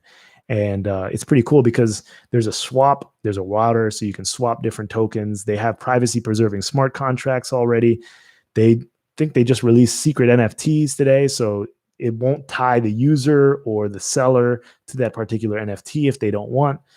Basically, you can ask for as much information as you want, and the buyer can give you the information if they feel comfortable. Like, you know, if the person asks for this, this, and this, and this, and you don't feel comfortable, then use the secret in order to purchase that item or purchase that service. So I think it's a great project. I think it's fun. So privacy is important. So that's one of the staking services that I probably will be offering in the future, trying to figure out exactly how to get that validator up and running, but it's going to be up and running soon. So that will probably be the second project that offer services for. And, you know, I'm building up a little team. Every project, either me or someone will probably have some sort of vested interest in there. So I'll probably will be running an ETH validator at some point if they move to Ethereum 2.0, and then just offering more like a bag of staking services for the crypto community. So, you know, if you have, that's another project I'll be offering staking services on. If you have it and you want to stake or anything like that, then by all means go for it. So, but yeah, I think Secret is a very interesting project, to tell you the truth. I participated in a secret auction, blind auction. It was incredible. So I bought currency. They have like a ERC20 bridge, and they're building a Binance Smart Chain bridge, and they're also building a bridge to Polkadot coins as well. So basically, there are a lot of ERC20 tokens you can swap for, and there's no record that you're swapping from inside the secret network. So you can swap from, I don't know, secret Ethereum to secret, or from secret to, I don't know, like wrapped BTC and stuff like that. And you can really move things around, and it's very frictionless, and the fees are just like extremely cheap, like 10, 20, 30 cents, very cheap. So, you know, Cardano definitely has some competition in that sense, because there are other protocols, smart contract protocols, that are doing these swapping services and providing smart contracts at a very affordable rate. And it's built on the Cosmos SDK. So it's like 10,000 transactions per second and stuff like that. So very interesting project.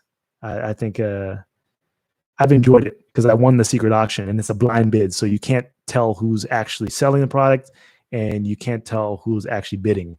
So it provides us a little anonymity, and it's pretty cool because you can't get really influenced by other people. It kind of finds the true value of the auction.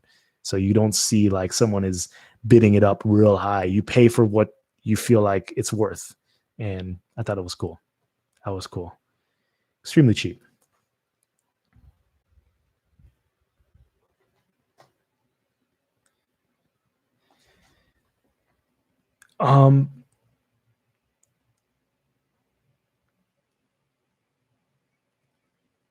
Let's see. Any thoughts on, Ronnie G says, any thoughts on Energy Web token? I have no idea what that is, to tell you the truth. I've never heard of it. I will write it down though and check it out.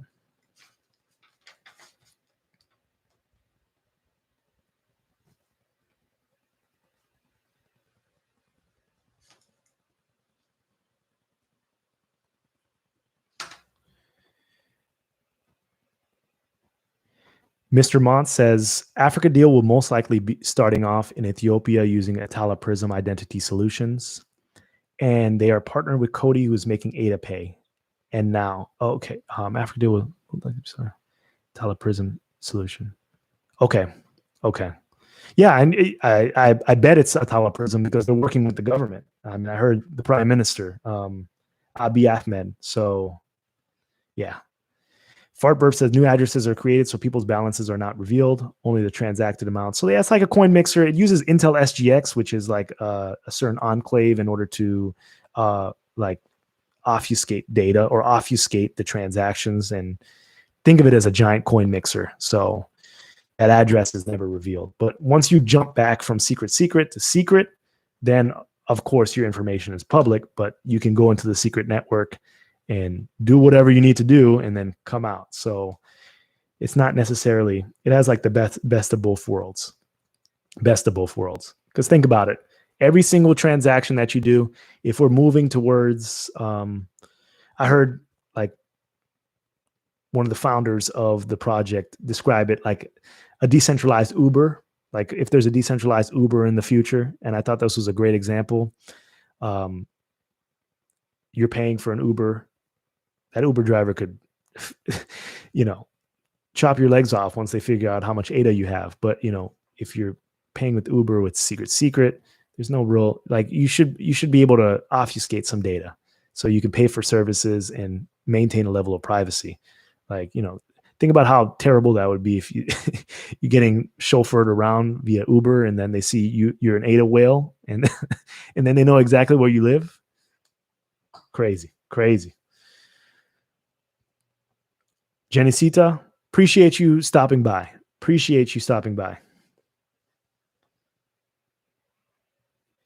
Crypto Knight says, Felipe, are you and Rick still doing the Cardano Effect podcast? No, we're not. So we tried to get funding from Fund 3, I believe. Was it Fund 3? No, or Fund 2? Fund 2. I'm losing track of the numbers, but it was unsuccessful. So it was time to wrap it up. And yeah, it was, Cardano Effect was something very special. And it was a very passionate project for me. So although we were sponsored, first of all, Rick and I built our channels before the Cardano Effect podcast and kind of linked up. Charles suggested that, and it worked out. But I can tell you now, I didn't do the Cardano Effect for the money. It really we were sponsored, but it wasn't life-changing money whatsoever. And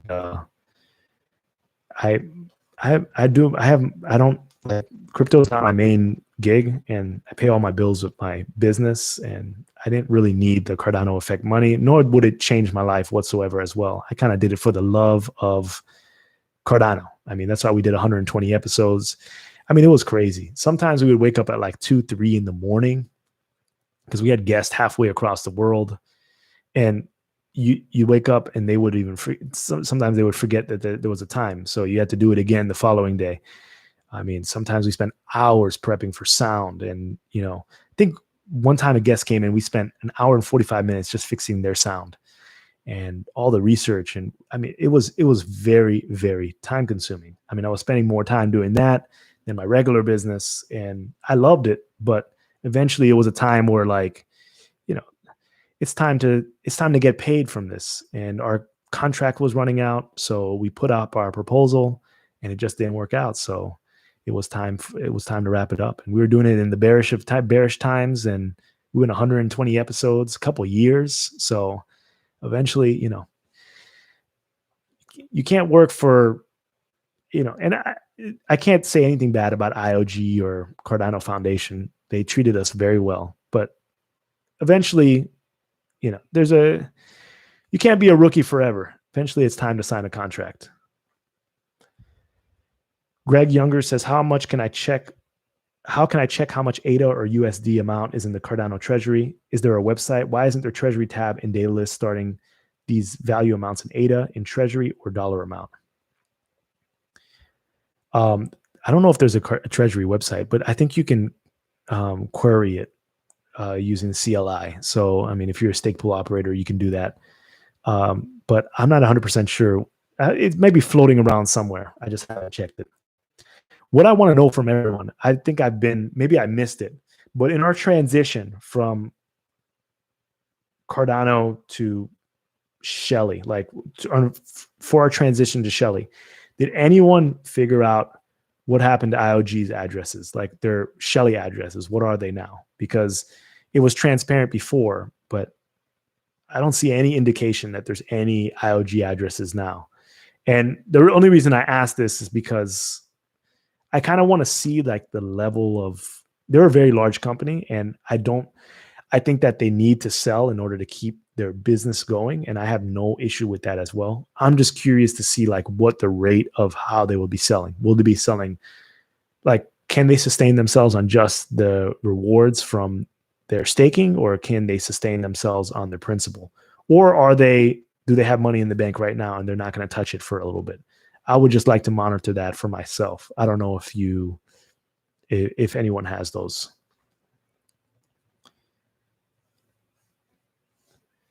Teng Mad says governments hate anonymity. They might ban those kinds of projects. Yeah, they could put a ban, but it's decentralized. There's validators running the network, and Secret itself is not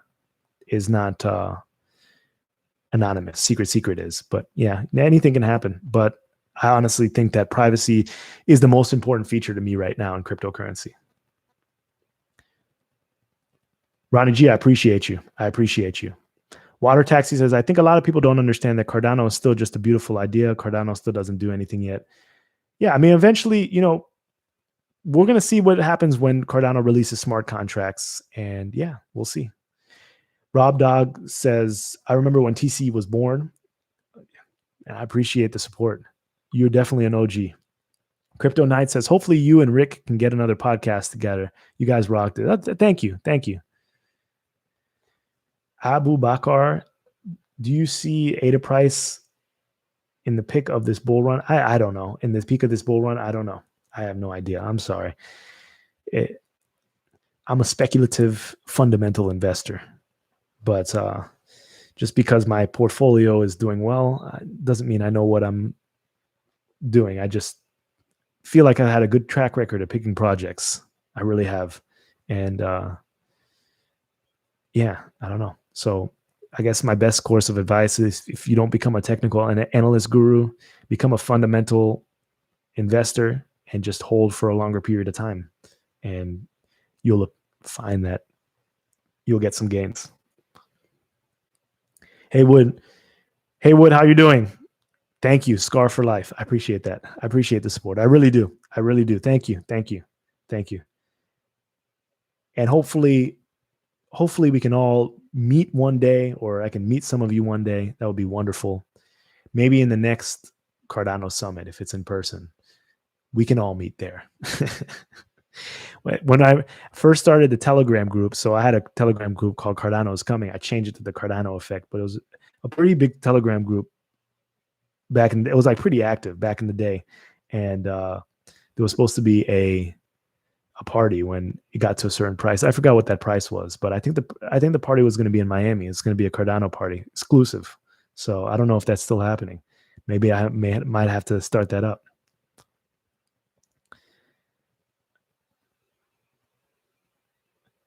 Water taxi, can Cardano be racist? I don't know. I don't know what that means. Cardano isn't a person, so I don't think it could be racist. And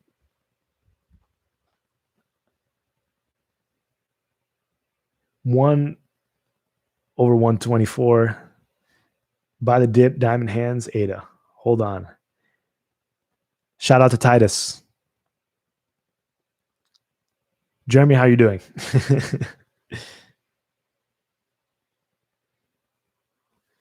I don't know what price it is. Anyone can come. I'm not sure if we're gonna maybe we have to have card through the door, like you have had to hold ADA for a certain period of time. No, I'm joking. As long as you hold ADA, you're invited. Or maybe everyone's invited because crypto is booming everywhere.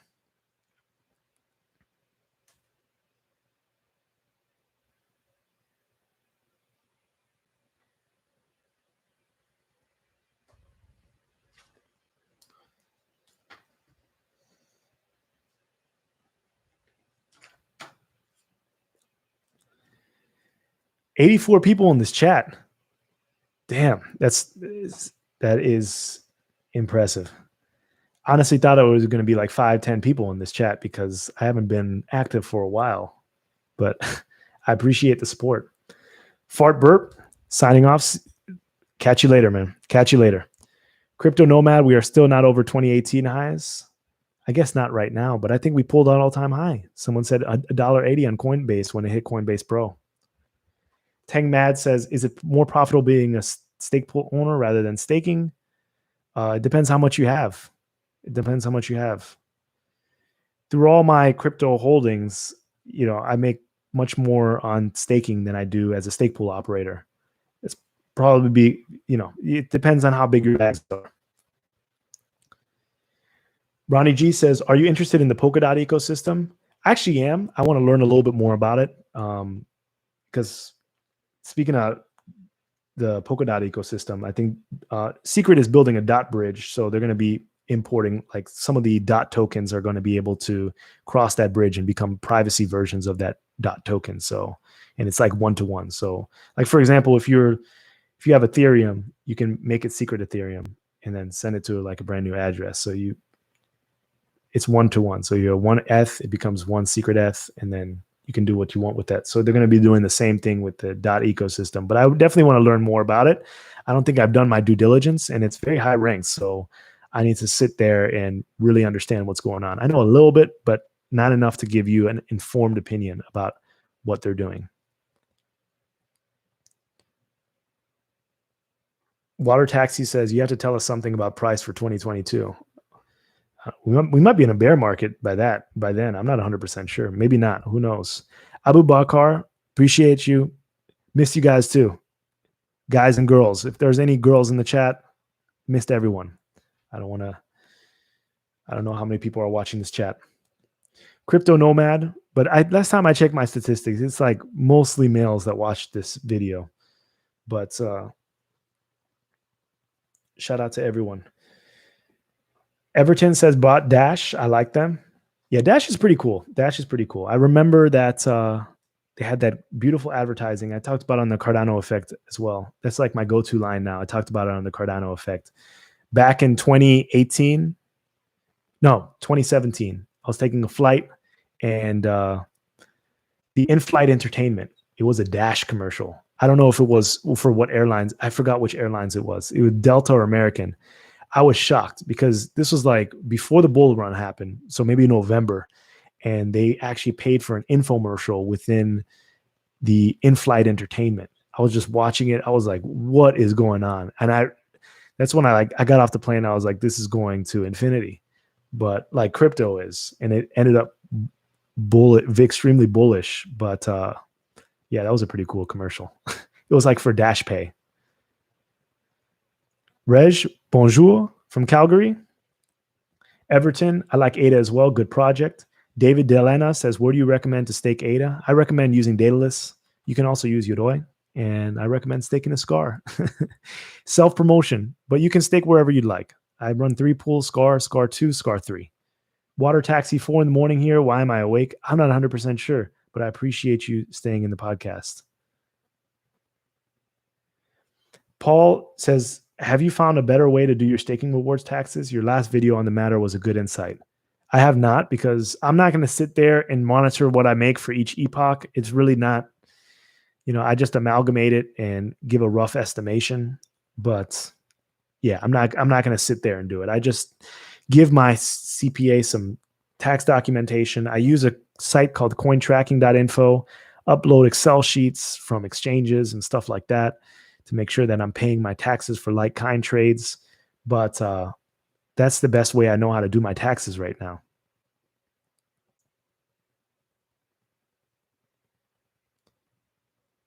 Rob Dog says, bird poops every 15 minutes. How long have you been standing here?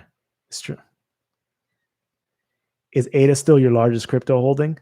No, it's not, because my other crypto projects have appreciated as well.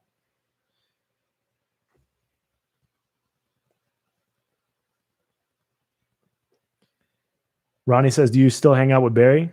I haven't talked to Barry in a little bit, but he lives not too far from me.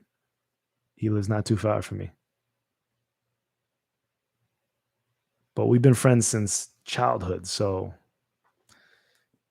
I need to hit him up after this live stream. Everton says, what do you suggest is the best platform to trade?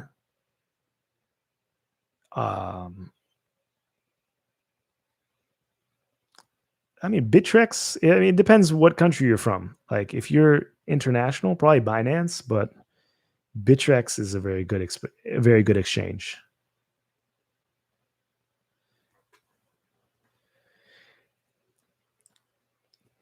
Haywood says, good to see you too. Good to see you too. Water Taxi, how much ADA do you have? Water Taxi, I just gave a huge speech about privacy. I can't expose my wallet holdings. David Delena says, you got any NFTs? No.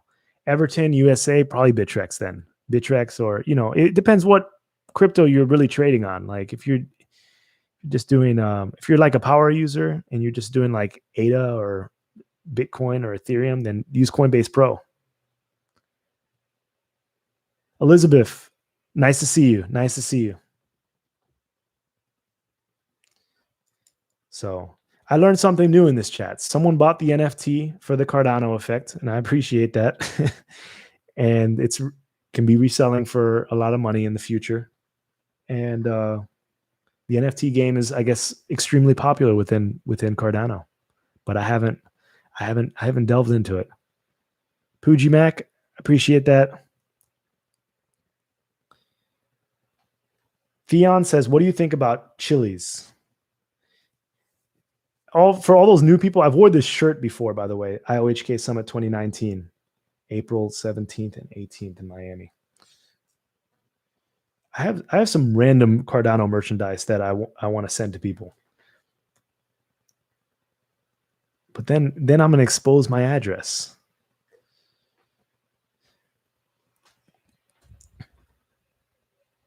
I don't know what Chili's is. I'm sorry. You're going to have to expand. Everton says, I found Coinbase to be expensive every trade. Binance seems cheaper. Coinbase is expensive. Coinbase is expensive. Water Taxi says, you have to see Cardano for 1 to 3 years if you're up to it.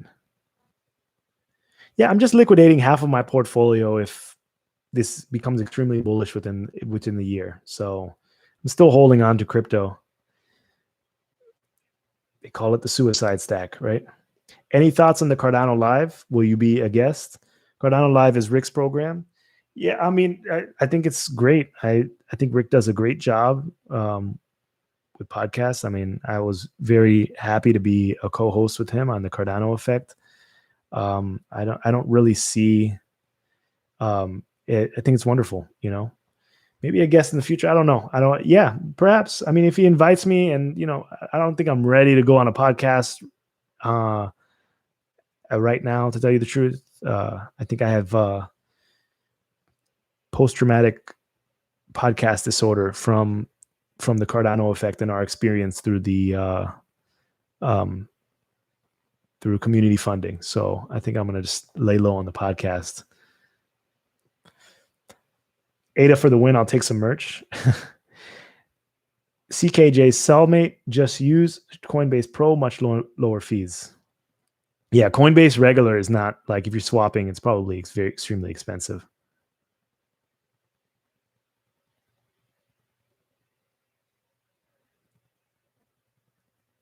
Everton says, I like your channel. I have subscribed. Keep up the good work. Up the Tofies.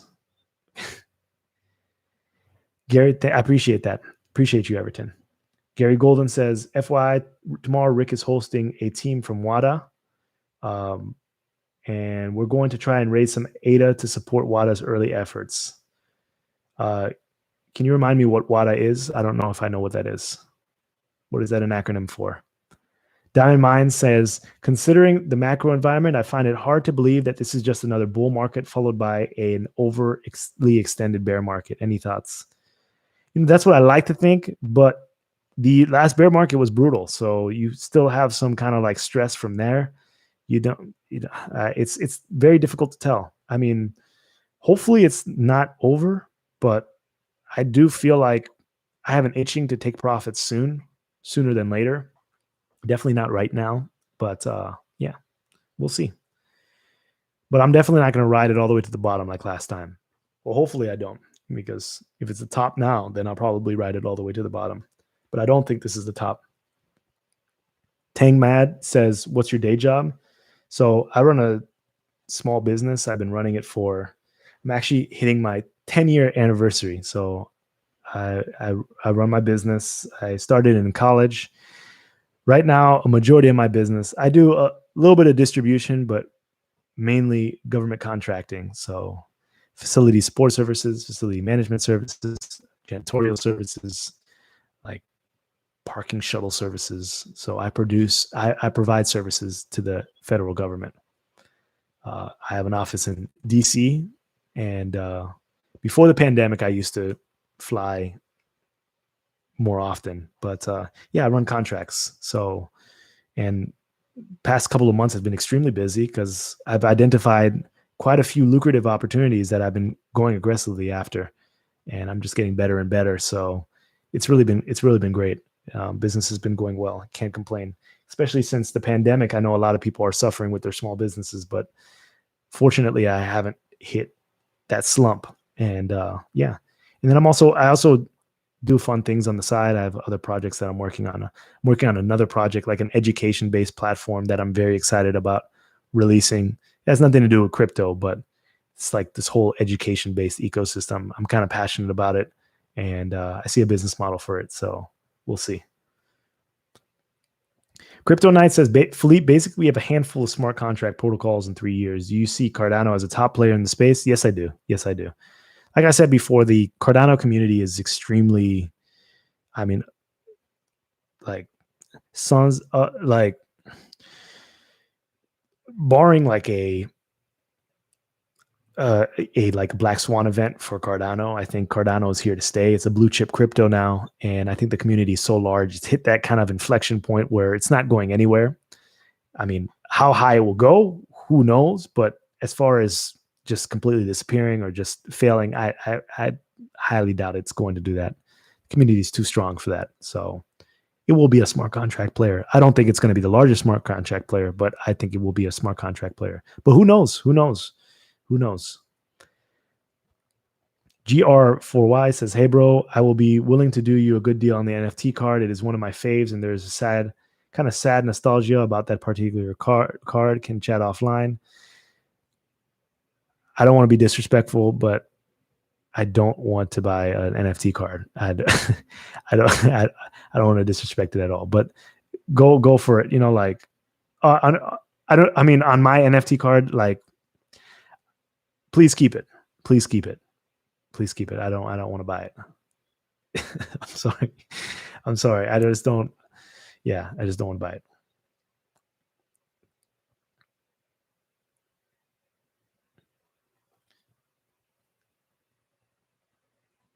CKJ Cellmate says, I miss buying ADA around 5 cents. I was hoarding around the last 3 years. Gary Golden Wada, West African Decentralized Alliance. Okay. Yes. They weren't fun too. I spoke with them as well.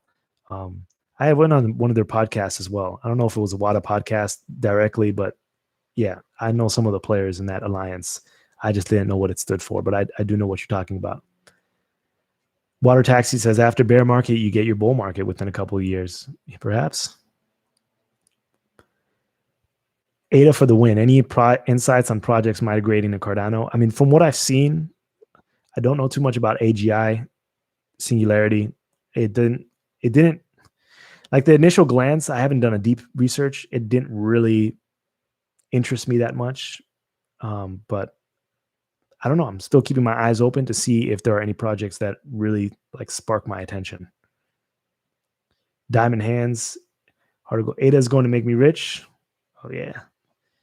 Ronnie G, Philippe, any thoughts on Marshawn Lynch, Earl Campbell, or Walter Payton? I like Marshawn Lynch. Beast mode.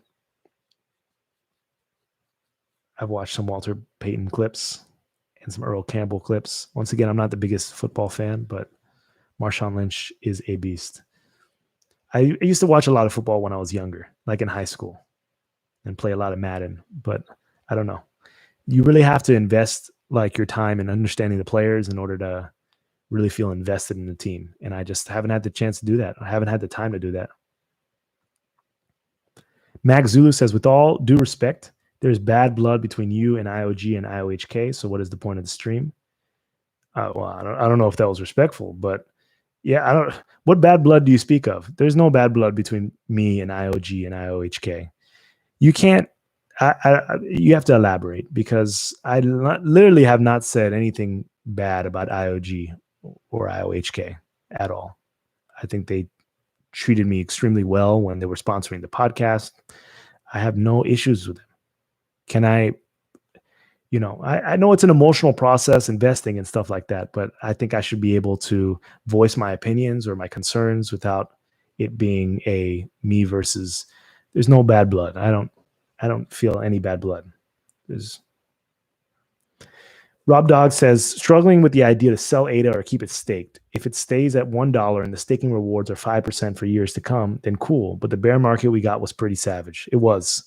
Good thing is, like, if we're in some kind of hyper cycle and it becomes extremely bullish for all crypto again in the next, I don't know, a few months, the bear market might take us back down to here. This might be the base. This might be the new base. So we'll see.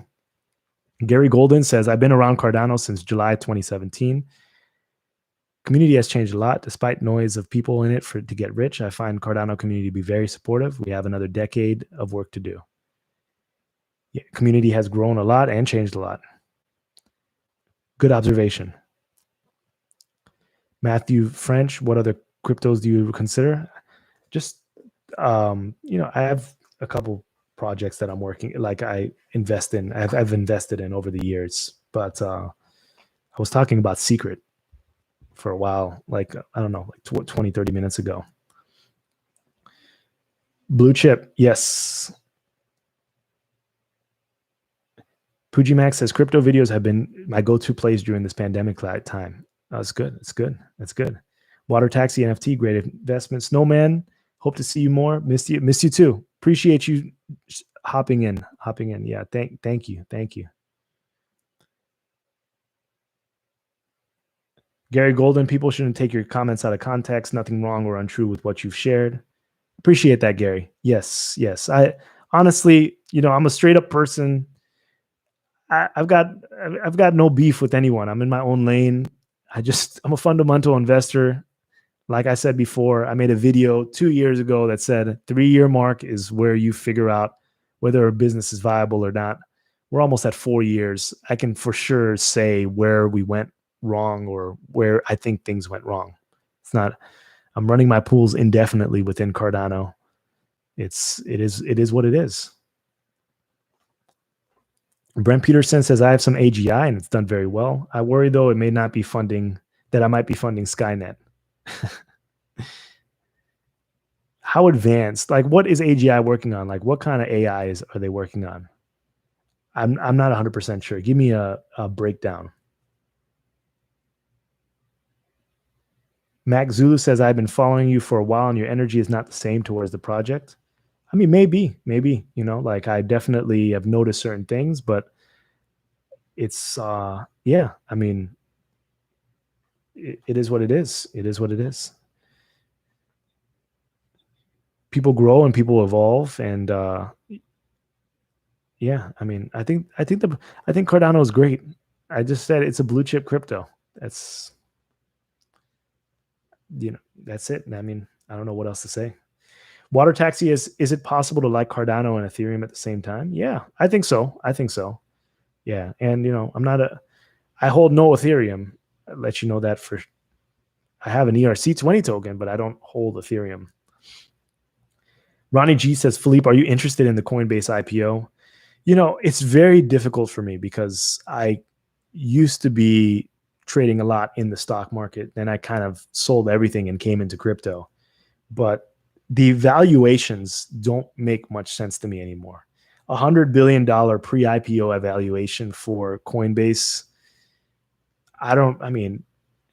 Even if they're making a few $1 billion a year, like that PE ratio is just crazy. I mean, how long does it take for investors to get their money back? And how long are people speculating out into the future?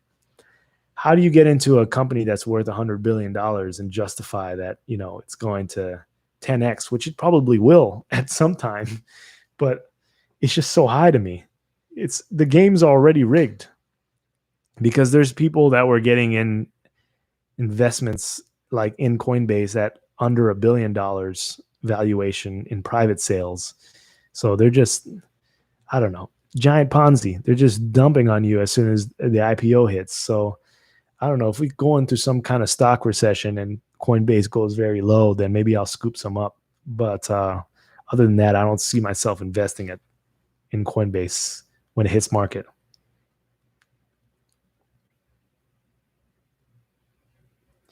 Dan Clifford says, I think long-term ADA stakeholders have lost a bit of energy and enthusiasm, Mac. It's been a slow road. It has been a slow road.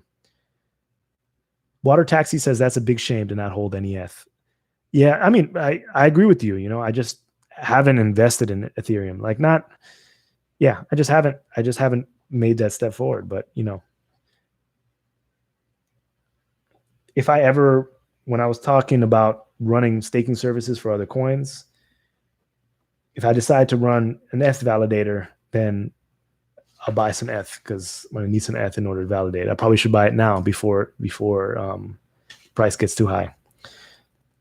Chris Gibson says, you've been like a crypto little brother to me, man, since 2017. We love you. Enjoy your retirement. your crypto spoils and everything else you deserve. Find a significant other and settle down, bro. I appreciate you, Chris. I appreciate it. I appreciate it. I appreciate it. And I hope everything is going well with you, and I hope profits have been great to you as well.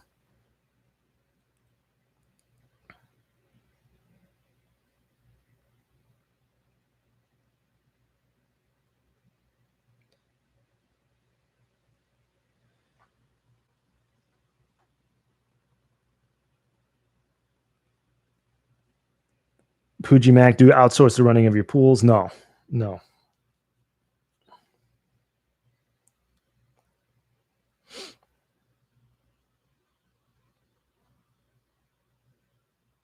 WaterTech says, yeah, you should if you're smart. Yeah, I mean, Ethereum is doing big things as well. So, yeah.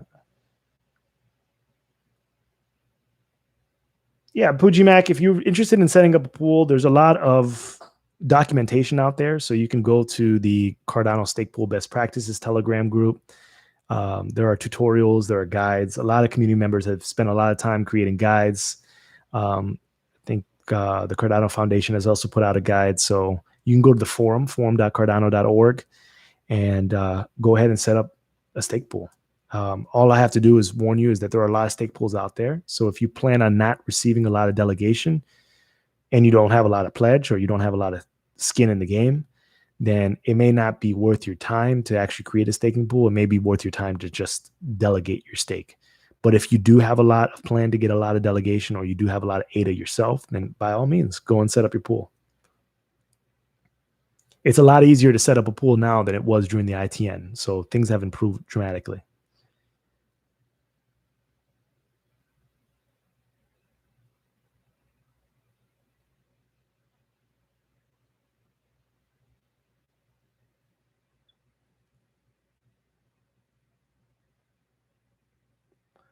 Mel Tony says, I've dollar cost average down to 6.7 cents. I've been staking with you from the very beginning. We are still waiting for Gogan. I'm in huge profits, but the delays are irritating. I appreciate the support from the beginning. I really do. I really do. It means a lot. Thank you. Thank you.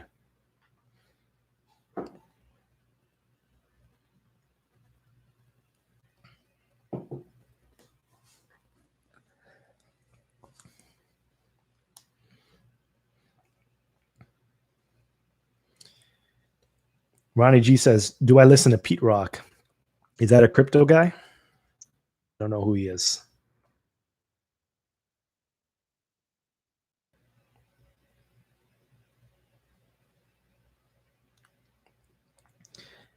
Oh, he's a DJ and a rapper. No, I don't know who Pete Rock is. Would I know a song from him, or a producer?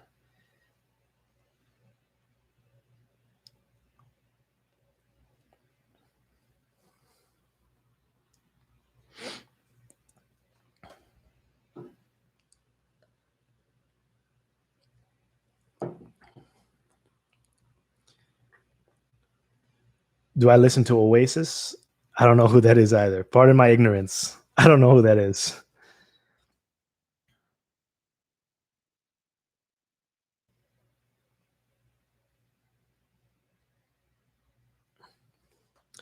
Crypto Knight says, love my ADA, but got to be honest, I'm more bullish on ICX. I mean, there's a beast and some serious upgrades coming out very soon with Icon 2.0.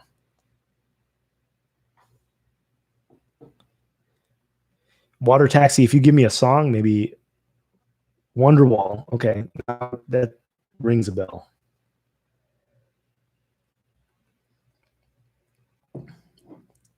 Rob Dog says, I personally can't explain AGI because I lack technological literacy, but just the tiny fraction I understood was that they would have these AGI agents communicating data back and forth. Okay, from different blockchains. All right, all right. I need to see it in action. Maybe I'll do a little bit of research. Write that down.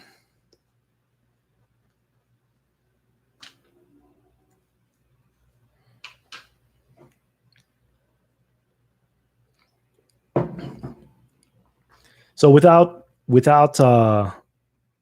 doxing yourself or anything like that, How has everyone been doing with their crypto stacks? Has anyone withdrawn a chunk of money?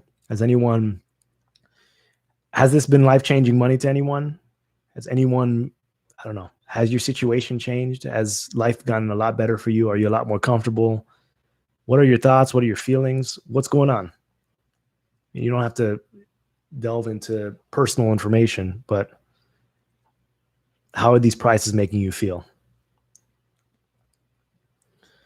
Ronnie G says, what are your musical tastes? They change. I like rap music. I like a lot of I can appreciate a little bit of everything. Not a little bit of everything. No, I'm not gonna lie to you.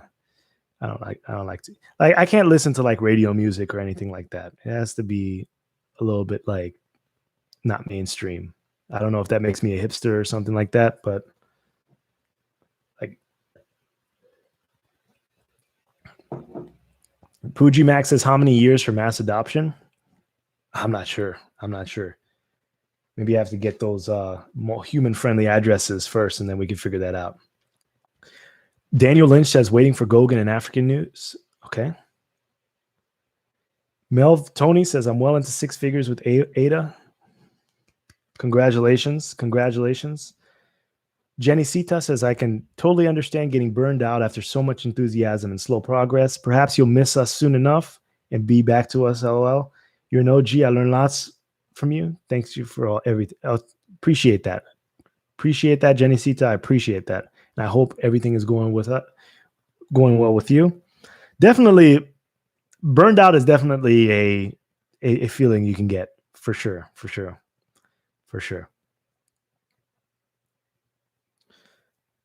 Oasis, Liam Gallagher. I know I've heard an Oasis. I've heard probably a song. You have to play the music. Juan Guzman says, life-changing, yes, but it is still too early to cash out. Awesome. Glad to hear that. I'm glad things are going well. Gary Golden says, I'm doing well. I have not sold anything. Option is exit into fiat or exist within. I want to bank myself and leave a big bag of crypto to my kids so they'll never need a bank. It's a good option as well. I mean, the best possible scenario to be is like financially secure now, so you can like try to like time. You don't have to liquidate everything, and things are good. But liquidating now and coming back after you pay off some bills or something like that is great as well. Water Taxi says, you really don't know. I mean, I'm sure I've heard of Oasis or Wonderwall. It's not. Maybe it's because I'm on the spot right now that I can't think about it. But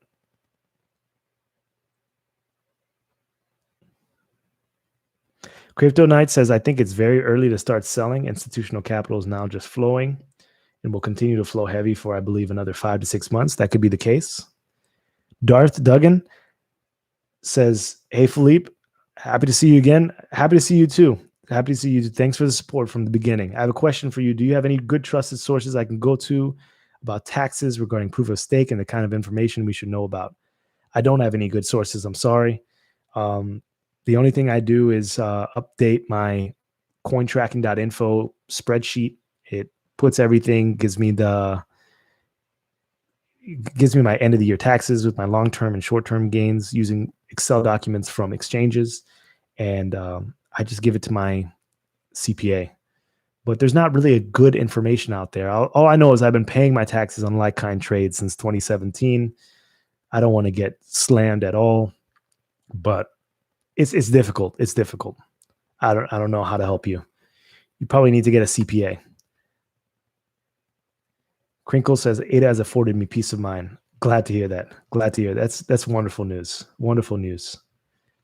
Lee Acquire, if I'm pronouncing your last name incorrectly, I apologize. ADA will do a 10x from all-time highs in 2018. I'm thinking of buying multifamily real estate to generate cash flow. Beautiful. Moving from one asset class to the next.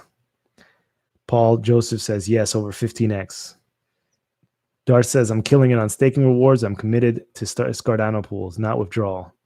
Appreciate the support, and I'm glad to hear that. Bizarre. Play Oasis here. Let us enjoy. I need a speaker system. Well, I guess I can play through my laptop, but I have a H6 handy recorder that's connected to this Shure microphone that's connected to a cloud lifter. So if I play that song, it will probably play through the Zoom device that I'm using. I need a new setup. Then I can put speakers, and then or maybe I can bring the speakers from downstairs and then play the music. I'm not worried about getting demonetized because I'm not monetizing the videos to start off with, so it doesn't matter. I guess we can play it.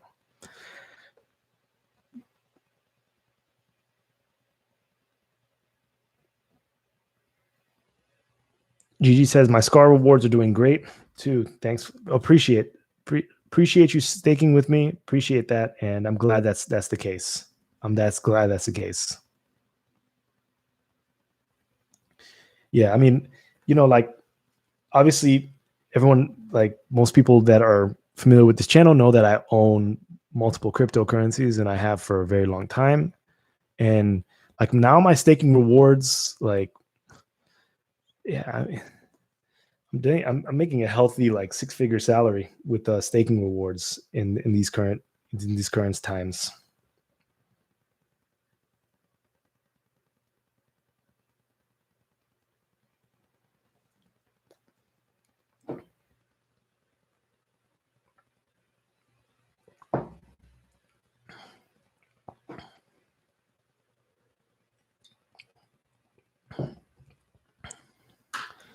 Pujimax says, I think it is healthy to sell a bit so you can still play around with your initial investments and live in the fiat world, but selling everything isn't a sustainable behavior.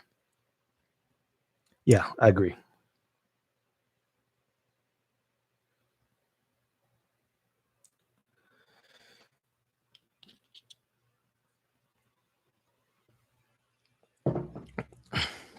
It's not real until you sell, right? That's what they say. It's not real until you sell. You got to pay those taxes as well. Those taxes are hefty.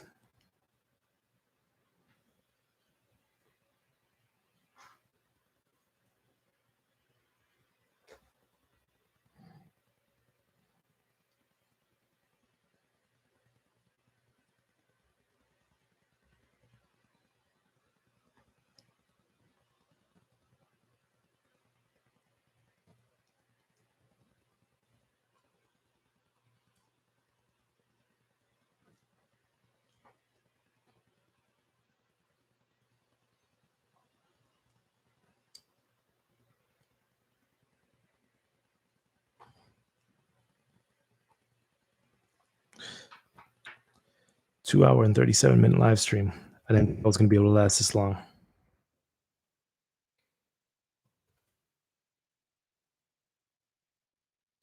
I didn't think I was going to be able to last this long.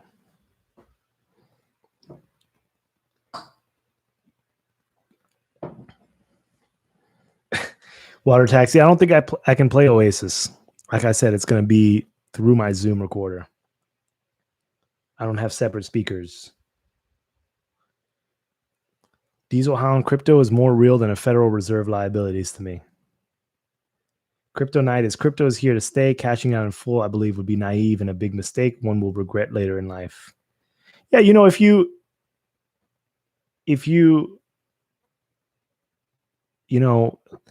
I don't know. Personally, like, I don't know. I know, like, I guess I have a certain level of greed because I'm in crypto to start off with. And, I did put a lot into crypto of time and money. But the thing is, like, as I get older, it's not like my drive has decreased whatsoever. I still have, I guess, certain level of greed or wanting more or something like that, whatever you would call that. But I mean, there comes a time where, like, you have to try to figure out when's enough for you. Like, I've tried to write down what I want, and I don't think it's too out of control. Financial security is very important to me. I mean, and I feel like I'm financially secure outside of crypto, but I obviously can be more financially secure because I'm still looking for a house and stuff like that. I'm not like buying houses cash or anything like that. But the thing is, yeah, I mean, there's a time where you got to figure out when enough is enough. That's why I'm like I'm doing my little projects and stuff that really motivates me, really gets me excited and stuff like that, uh, in order to occupy my time. But I think I'm going to hit that point where it's just like, I don't know if I want any more. I mean, it's always nice to have more, but how much do you need, and when do you stop? When do you stop? Life is finite, and if you spend your whole life just chasing, then I don't know. I don't think you ever catch what you're looking for. So you just got to figure out what's good for you and what's good for your family and what's good for your loved ones. And I don't know, maybe strive for a little bit more on top of that, but or maybe take it all. Take it all. Maybe I'm just looking at it from a naive point of view.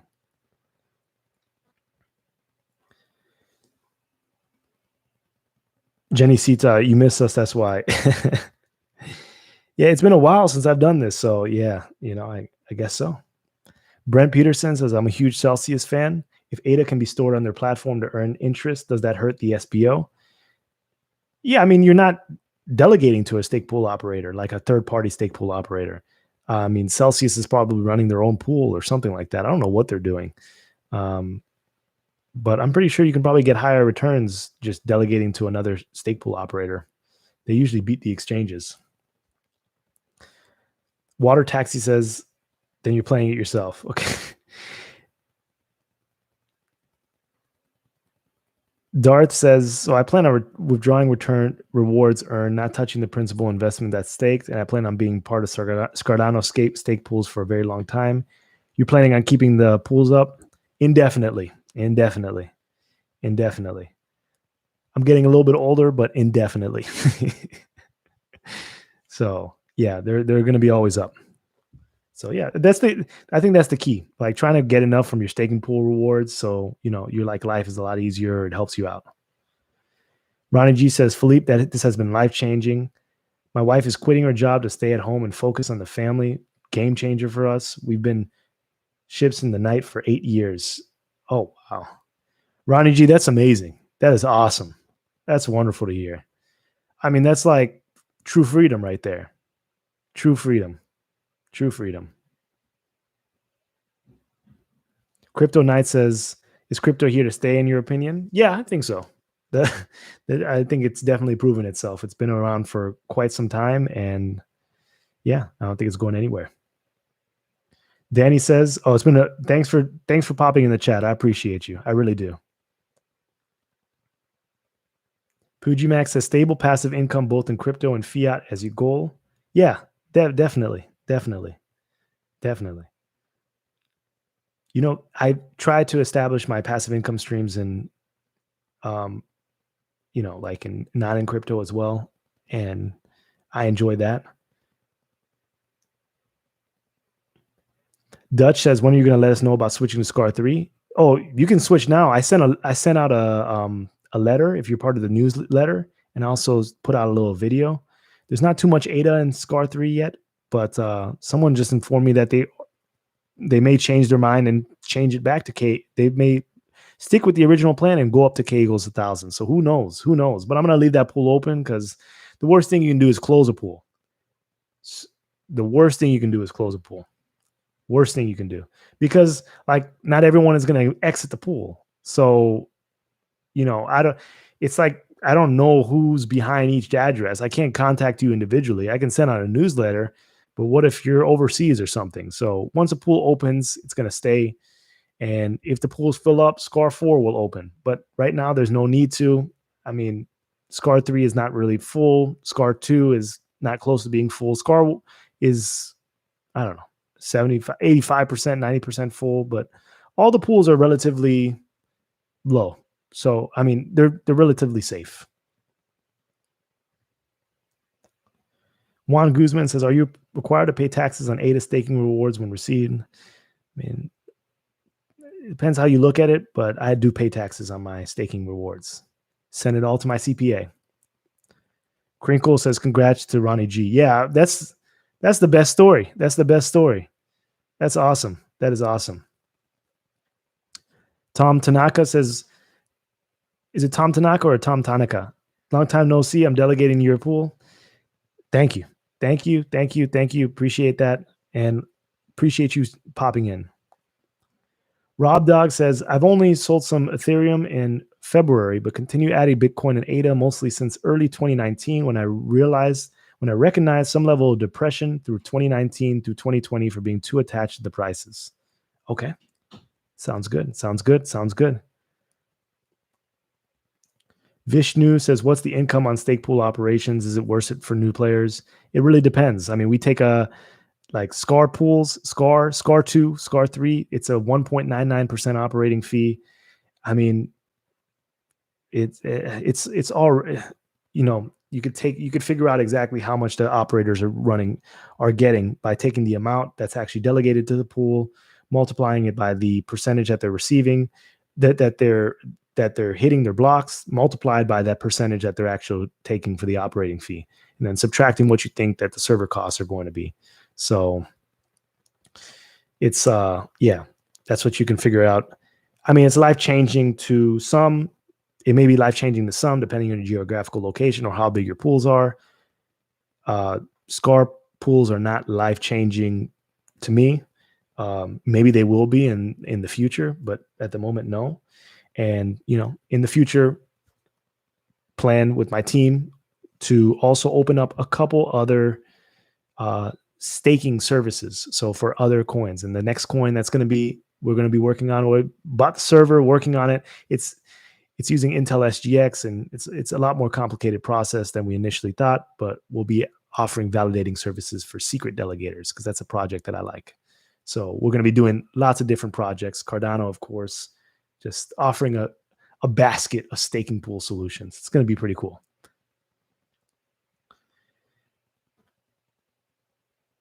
Ashish says, you are one of the reasons why I bought ADA before the significant increase, and it is 100% of my portfolio. Thank you for everything. Ashish, amazing. Awesome. I'm glad to hear that. I'm really glad to hear that. I'm glad to hear that. I'm glad things worked out for you.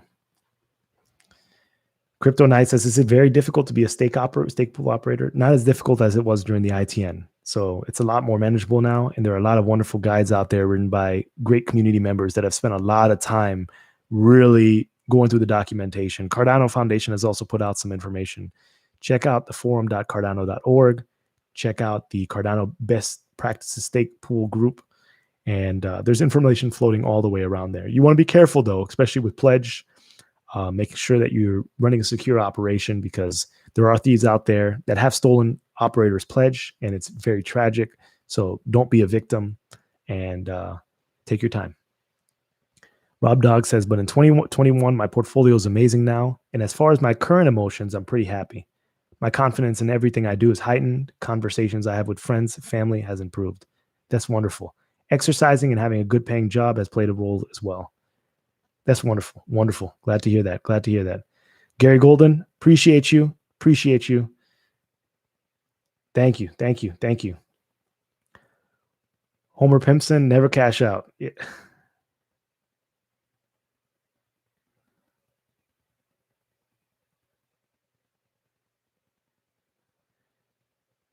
Crypto Knight says, so Philippe, as the pools get full, should we redelegate to another pool, correct?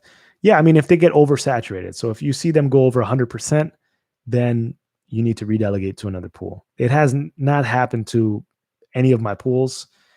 I will send out a newsletter if I see it oversaturated and make sure that people are redelegating to another pool. I think SCAR is pretty much safe right now.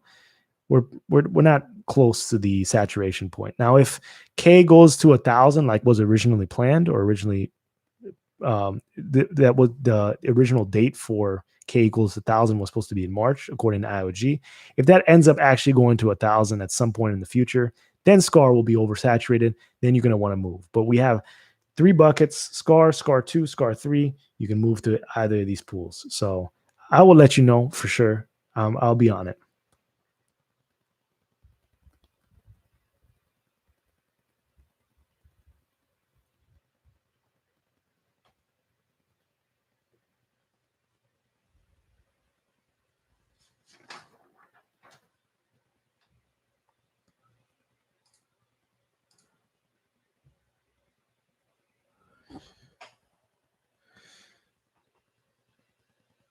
Crypto Knight says, sounds like you're pretty bullish on the Cosmos ecosystem, correct? Yes, I am bullish on Cosmos. I think Cosmos is pretty good, is very good, very good, very good. Smart contracts are crisp on Cosmos, and the privacy preserving smart contracts that Secret is running are just, they work very well. Dart says, Philippe, keep on doing what you're doing. You're also the first YouTuber I had exposure to about Cardano all the way back in the early days around November 2017. OG community members in here. Appreciate you, Darth. Appreciate that. And thanks for your support. Thanks for your support. Yeah, I'll keep this channel alive, I promise. So, I may be starting a small little tiny crypto podcast, crypto everything kind of podcast with a friend of mine, a business partner of mine as well. We've actually met through Cardano, and we've known each other for several years now. Yeah, 2018. So several years. Yeah. So it's but I think we're going to talk about a lot of different stuff. I think, just try to diversify a little bit, talk about other crypto other things that are happening in other crypto projects, and just traditional forms of investing as well, and traditional businesses, what we're doing in real life. We're both entrepreneurs. We bounce ideas off of each other. And I think it's always fun to see what people are doing. So, what you want to do after, sell some profits in crypto, and just a very relaxed thing. Nothing serious. Crypto Knight says, awesome. I'm also invested in Cosmos as well as IrisNet. Okay.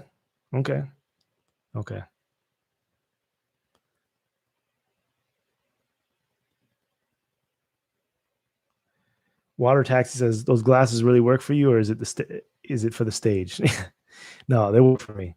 I have negative 3.5 and negative 3.75 vision, so I can't see very well without these glasses. So I guess I'm farsighted. I can see very near, but not far at all. Or is it nearsighted? I forget. I think it's like opposite, but I can see I see very poorly. Not very, very poorly, but poorly.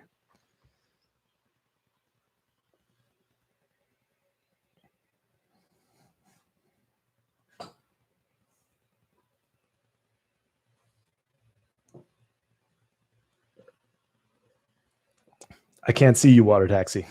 Can't see you.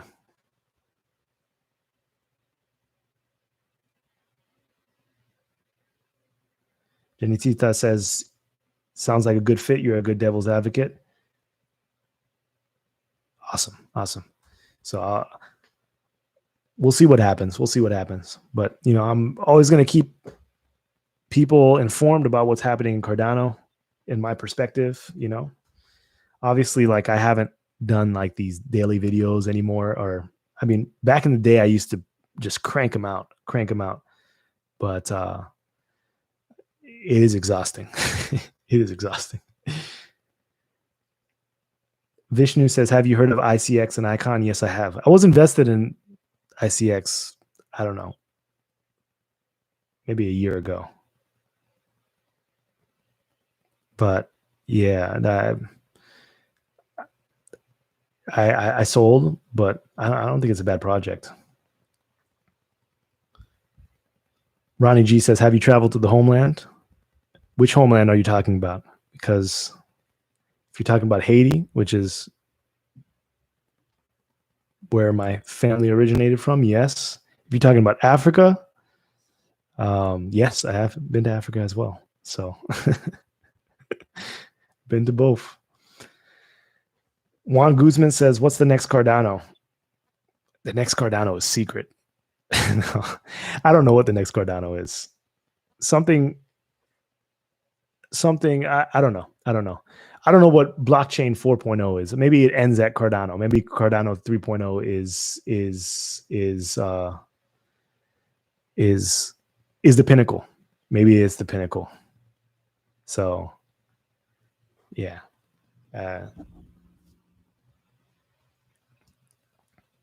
Because I don't think I think the days of smart contract platforms they're out there now. It's saturated. So, you have your Cardano, you have your Ethereum, You have your Cosmos, you have a lot of players in the game, but I think these are like the bases, and people are going to start building on top of them. So I think the days of creating smart contract platforms is probably almost over, to tell you the truth.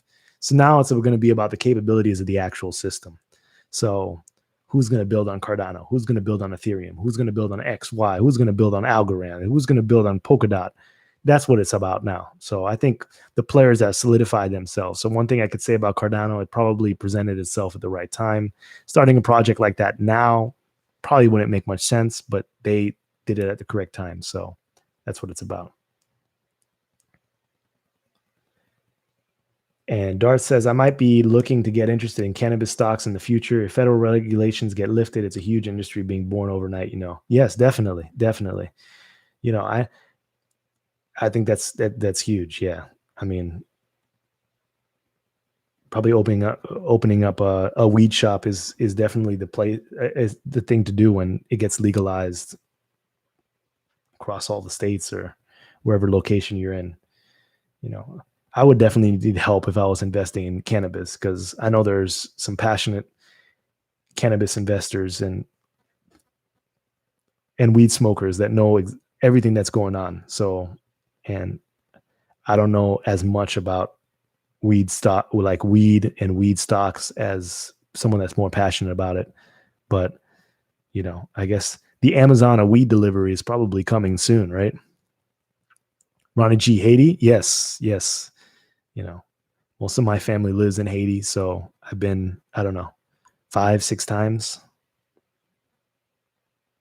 Last time I went to Haiti, though, it's been, I went in 2017 was the last time. Homer Pimpson says there's no next Cardano. Vishnu says Cardano is the end game. Perhaps. Homer Pimpson says no one can beat ADA, honestly. Juan Guzman, Homer Pimpson said, Homer Pimpson says track inventory with ADA, like supply chain.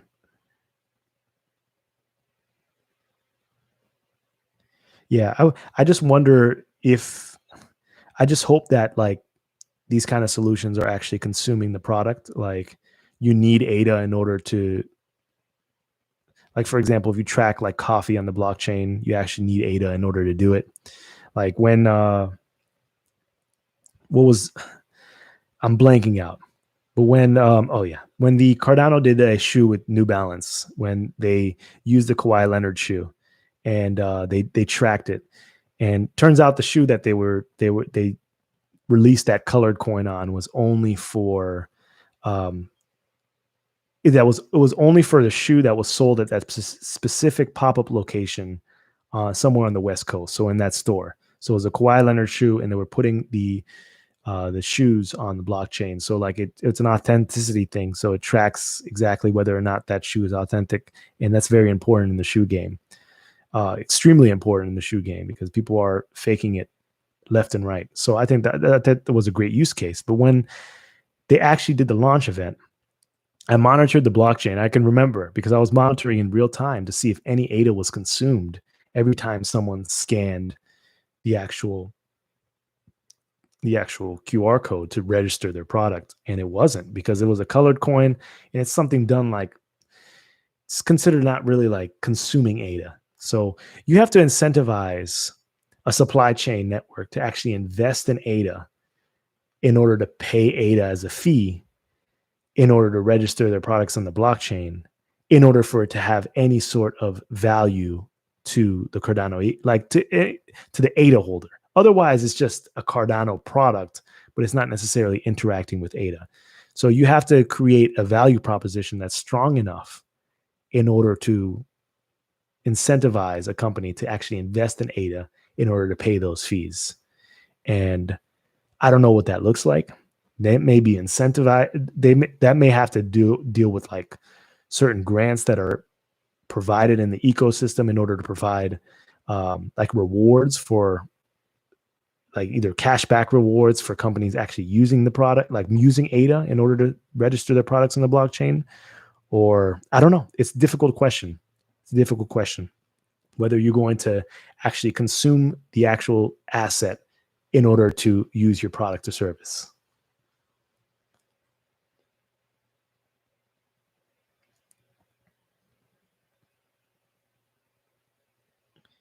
Water Taxi says, I know it will be big. Diesel Hound says, VeChain is better at supply chain.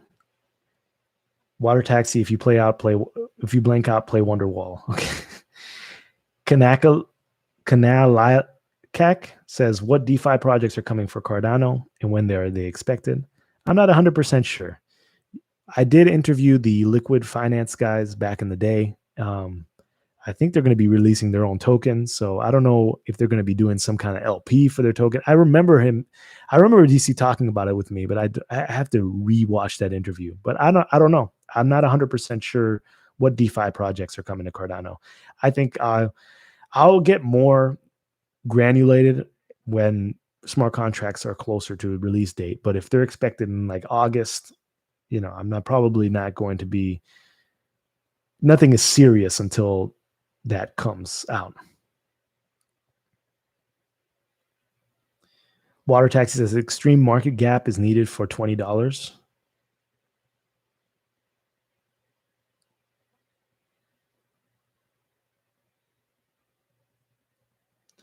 SAPMT, look for F4 proposal, Fund 4 proposal, tokenized yield ADA farming. See, there you go. Tokenized yield ADA farming.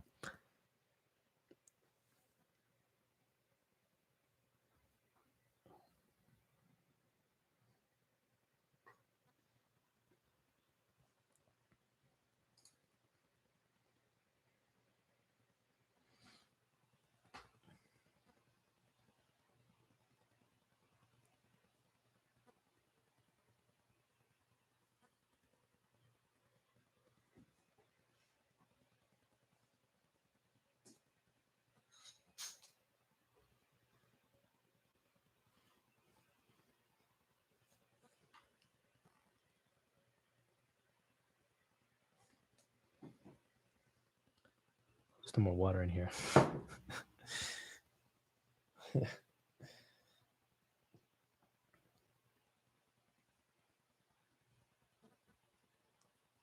Those of you who haven't cashed out a crypto yet or haven't liquidated a large portion of your holdings, what will be your first purchase when you liquidate that chunk? House, car? Is the Lambo important for you, or is it the house, or is it investment properties?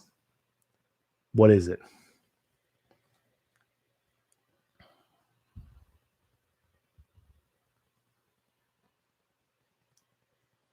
Jillian says, I thought Cardano would blow up when it hit Coinbase. It has blown up. It has blown up. SAPMT, thanks for showing up. Appreciate you. More crypto for you, Diesel Hound.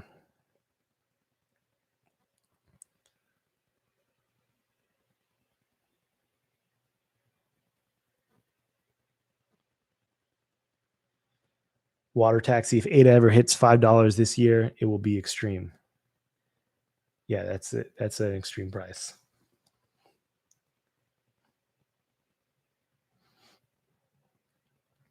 One thing I have to tell you is ADA has a ton of liquidity now. Now that it has Coinbase and Coinbase Pro.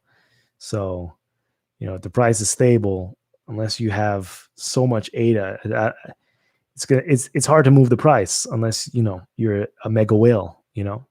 Unless you're trying to withdraw millions at a time. But I think it's a good news for everyone that's trying to cash out because you're going to be able to get in and out. She says putting it to my Roth IRA, maybe diversifying into other cryptos. All right. Crypto Night. Speaking of Roth IRA, my Roth IRA, my Roth IRA is I was shocked because I looked at it the other day and it was like last year's percentage was like 40% returns, which is extremely high for an investment account. a retirement account. And I don't think it's that aggressive. So, I mean, the stock market's been crushing it as well.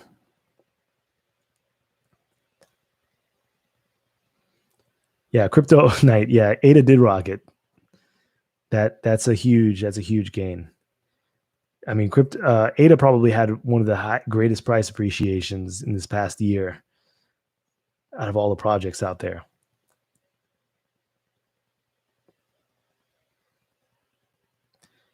Canali CAC says, what's the approximate percentage per year of return on ADA staking? Around like 5%. Price prediction for 2021? I don't know.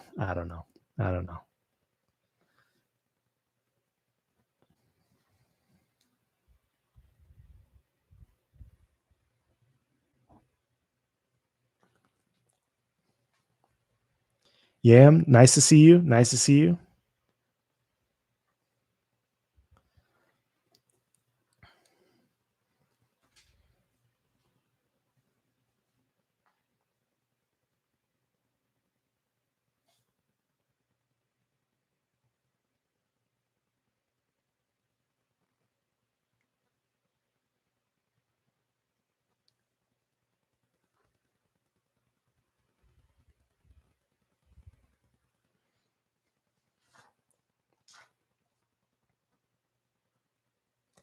How do you extract data from staking rewards as a simple Daedalus user for taxes? That's from Canali CAC. So hold on, let me pull up.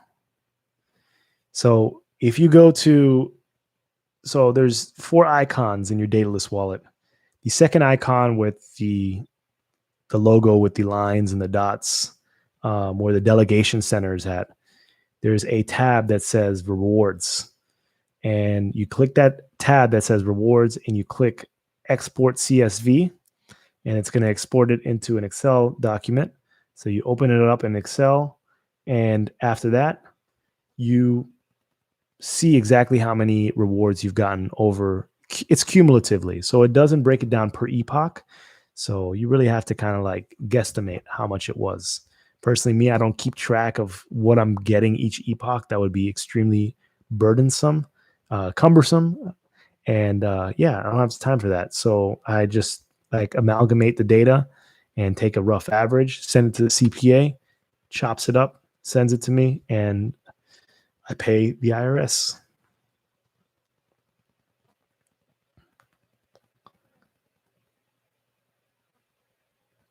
Mailson says, how about Cody being funded? Is it a good company? Yeah, I think Cody's a good company. I think that they're one of the few crypto communities, crypto projects out there that actually generate revenue, which is extremely interesting. So it's good. It's good. I think they're good. They're one of the Cardano effect. They're an Israeli-based company, and they're doing very well.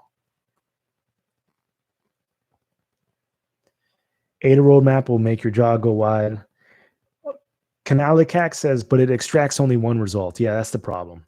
So you either have to check after each epoch, which is physically impossible, or just take a cumulative amount.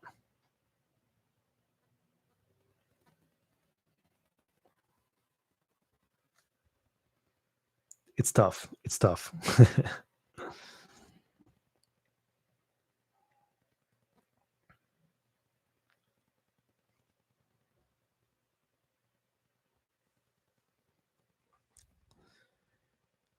Questions are slowing down. It's getting a little bit late. I don't know if I'm going to sign off very soon. If anyone has any last minute questions, shoot. I'll try to answer them. How often do I take the info? I take it like once a year. I mean, as soon as I finish my taxes, I took it, so it's just, I just added it to my cointracking.info information just to give a rough estimate. I don't know what the acceptable frequency is. Once again, it's hard to tell, like these coins are getting minted. These coins are getting minted. So yeah, it's just these coins are getting minted. So like the IRS couldn't even tell you how much ADA you're getting per each epoch. It's very cumbersome. So just pay your taxes, pay your taxes, get a CPA. Get a CPA. T13, what do you think about VeChain? I don't know too much about VeChain, to tell you the truth. 1,500 for ADA within 5 years. I don't know about that. I'm not sure about that. Ashish says, I check each epoch just to see my ADA grow. That's beautiful. That is beautiful. Pay your taxes, everyone. Pay your taxes. IRS is no joke. I overpay the IRS. I overpay the IRS. Better to overpay.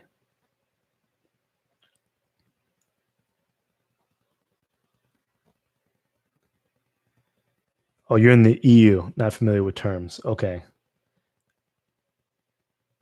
Yeah, I don't know how you have to report taxes in the EU, whether you have to report taxes on like-kind trades. But here in the US, every time you trade from one to another, you have to report taxes. Staking income is also taxable, according to some documents.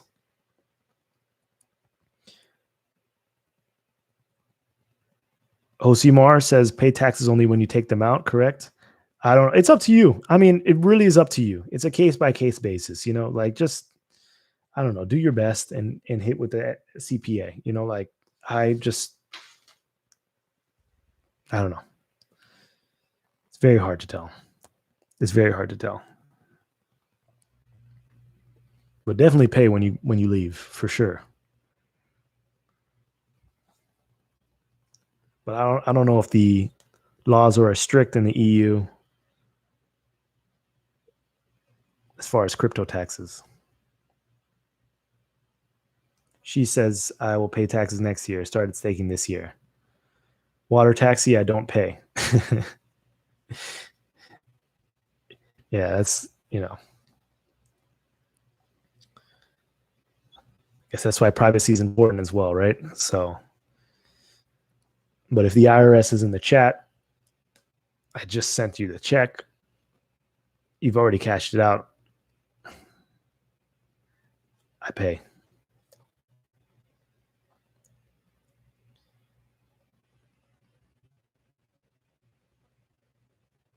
Homer says they make it difficult to understand tax stance to crypto noobs. Yeah, probably. Yeah.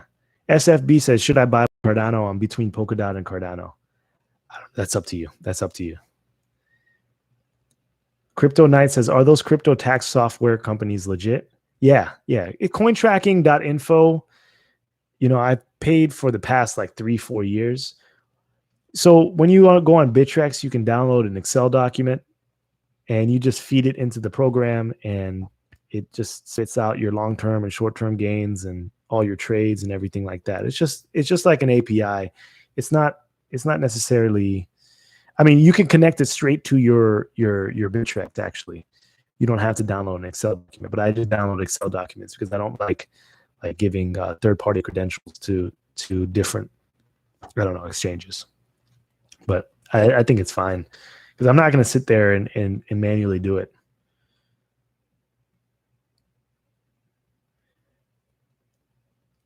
Osimar says, I've been staking since incentivized testnet and I haven't taken out any. It's beautiful. That's beautiful. That's wonderful.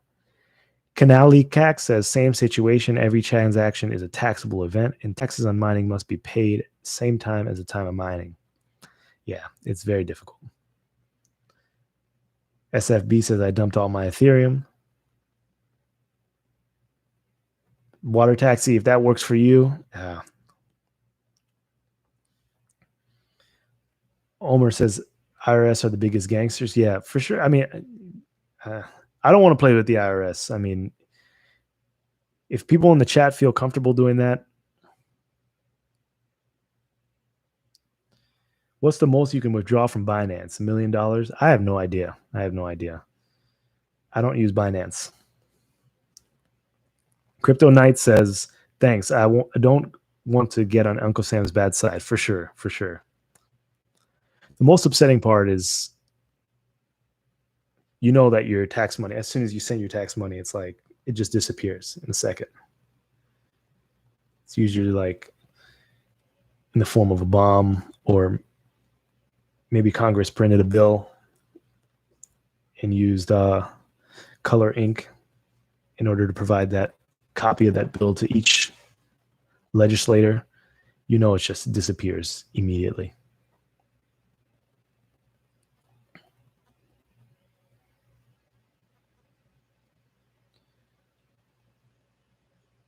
T13, what crypto do you own? ADA, Secret, like I was talking about before, and a couple other. I try not to just I don't want to like influence anyone or just like cause unnecessary, like this is a speculative channel and stuff like that. I'm just kind of highlighting my journey. I mean, the reason I mentioned Secret is because I'm going to be opening up a validator for that. And I really like the privacy aspect of their token. So we'll see. Rob Dog says, not sure, but on Coinbase is 25K per day. So maybe something similar. Yeah, I saw that. But apparently you can, you know, I don't know how much money people are making, but you can also apply for like high net worth on Coinbase. So they raise it from 25,000. Last time I checked, I think it was like 100K a day for a high net worth, but I think you can bypass the limits more. I don't know.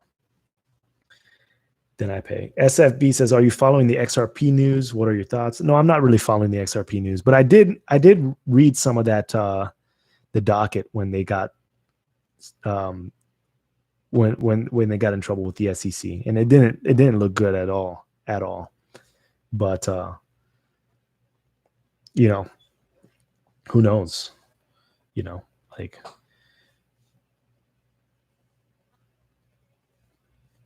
Homer Pimpson is, yes, Binance is $1 million.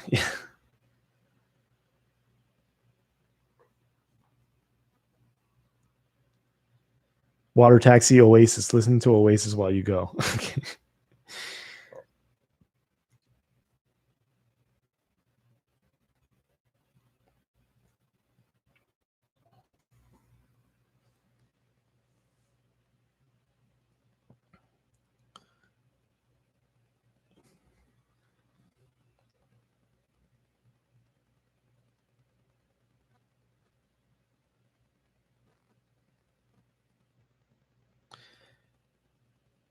Crypto Night, Philippe privacy coins. I thought someone with your background in crypto would stay away from privacy tokens. No, privacy is important. Privacy is important. It's not necessarily avoiding anything.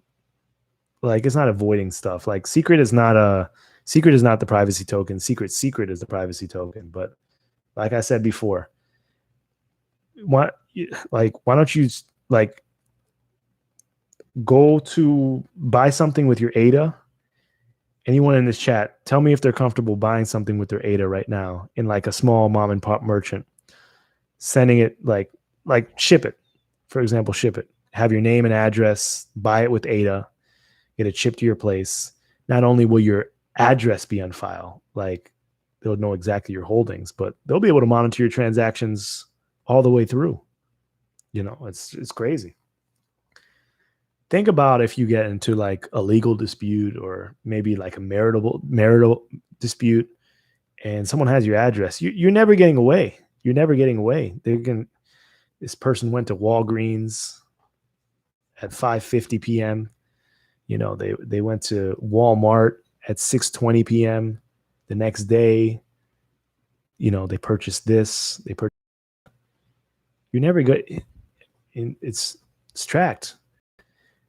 I have never gone to the Visa. I've never gone.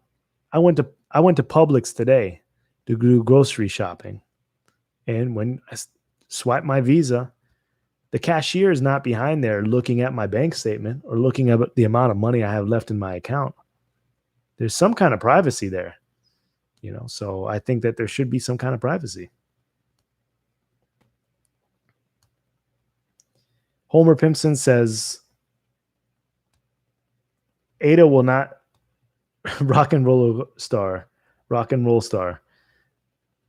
Oh, for Oasis. Homer Pimpson says Ada will have private transactions eventually. Yeah, I mean, Ouroboros Crypsinus says that, but Ada, I don't think it could add, like the way the protocol is designed, I don't think Ada itself can be private at this point. I think you'd have to probably make some sort of secondary token, but maybe it'll happen. Maybe it'll happen. Crypto Knight says, I know privacy is very important. However, I don't think government will allow them. I hear they may outright ban all privacy tokens. And they could, but that really doesn't matter, to tell you the truth, because as long as your privacy token is creating a bridge with other ERC20 assets or other Binance Smart Chain assets or other Polkadot assets or other ADA assets, who cares about you can't shut it down. You can't shut it down. Like, you can move from secret, or you can, if ADA had a privacy token, you can move from that privacy token back to ADA and then transact with ADA. So while they may not accept the secret version of ADA, they will accept ADA, because ADA is not a privacy token. So as long as you create a bridge between the tokens, there's really nothing you can really do about quote unquote privacy tokens.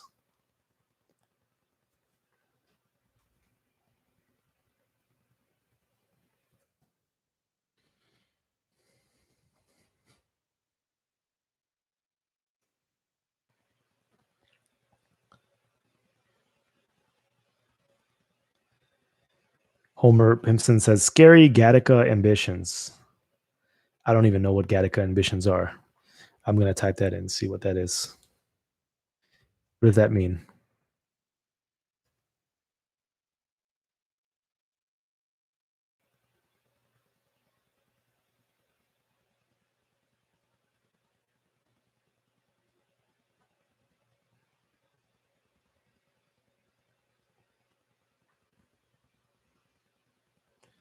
I don't use KuCoin.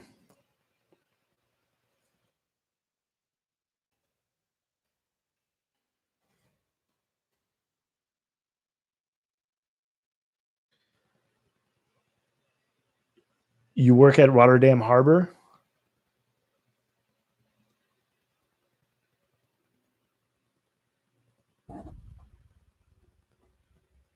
Rotterdam in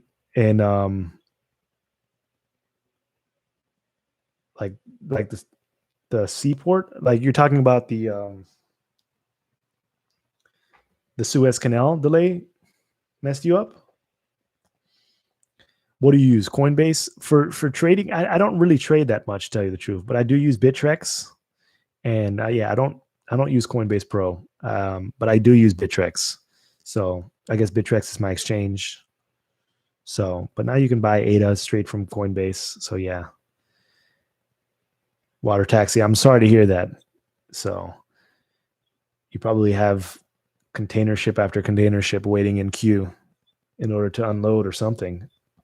What do you do at the harbor?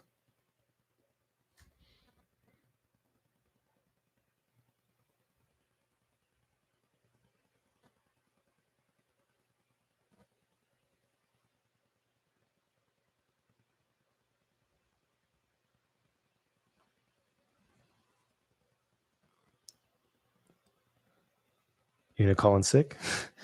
Homer Pimpson says, meaning government tracking digital transactions, they already do it with credit and debit cards. Gattaca is similar to 1984. Okay, some world governments have scary 1984 ambitions. Okay, I understand now. I understand. Yeah.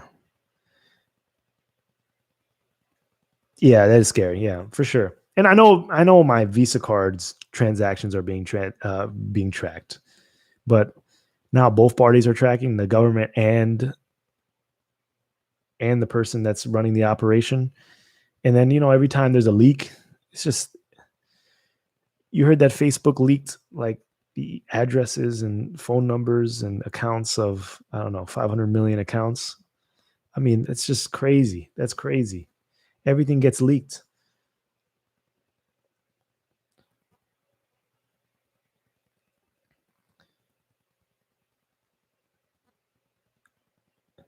She says, I've had very bad experiences with Bittrex withdrawals. Oh yeah, they had that whole problem with withdrawing ADA on Bittrex to Daedalus that one time.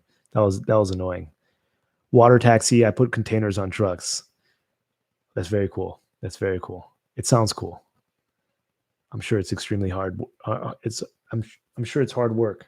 So like, you operate, I don't know how that works. You have to inform me. So you operate like a crane, and then you you grab the containers and then put them on a truck bed. I don't know how that works. You have to enlighten me.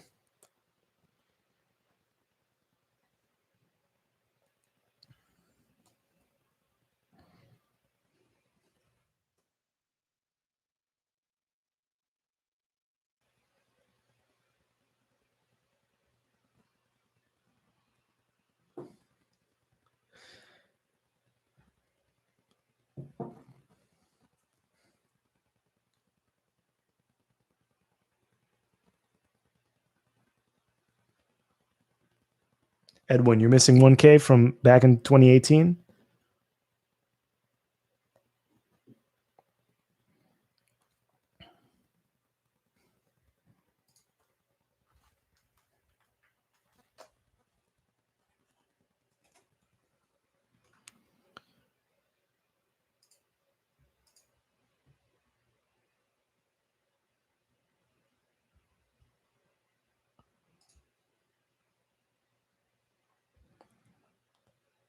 Homer Pimpson says ADA will eventually have privacy. I'm pretty sure. I heard it in a lecture from Charles, but I could be mistaken. Yeah, he was referring to Ouroboros Crypsinus, which is supposed to be their privacy research. But if that's even possible, it's going to take a very long time for sure. Edwin says $500 worth of SIA and $500 worth of Power Ledger. That's unfortunate. Sorry to hear that.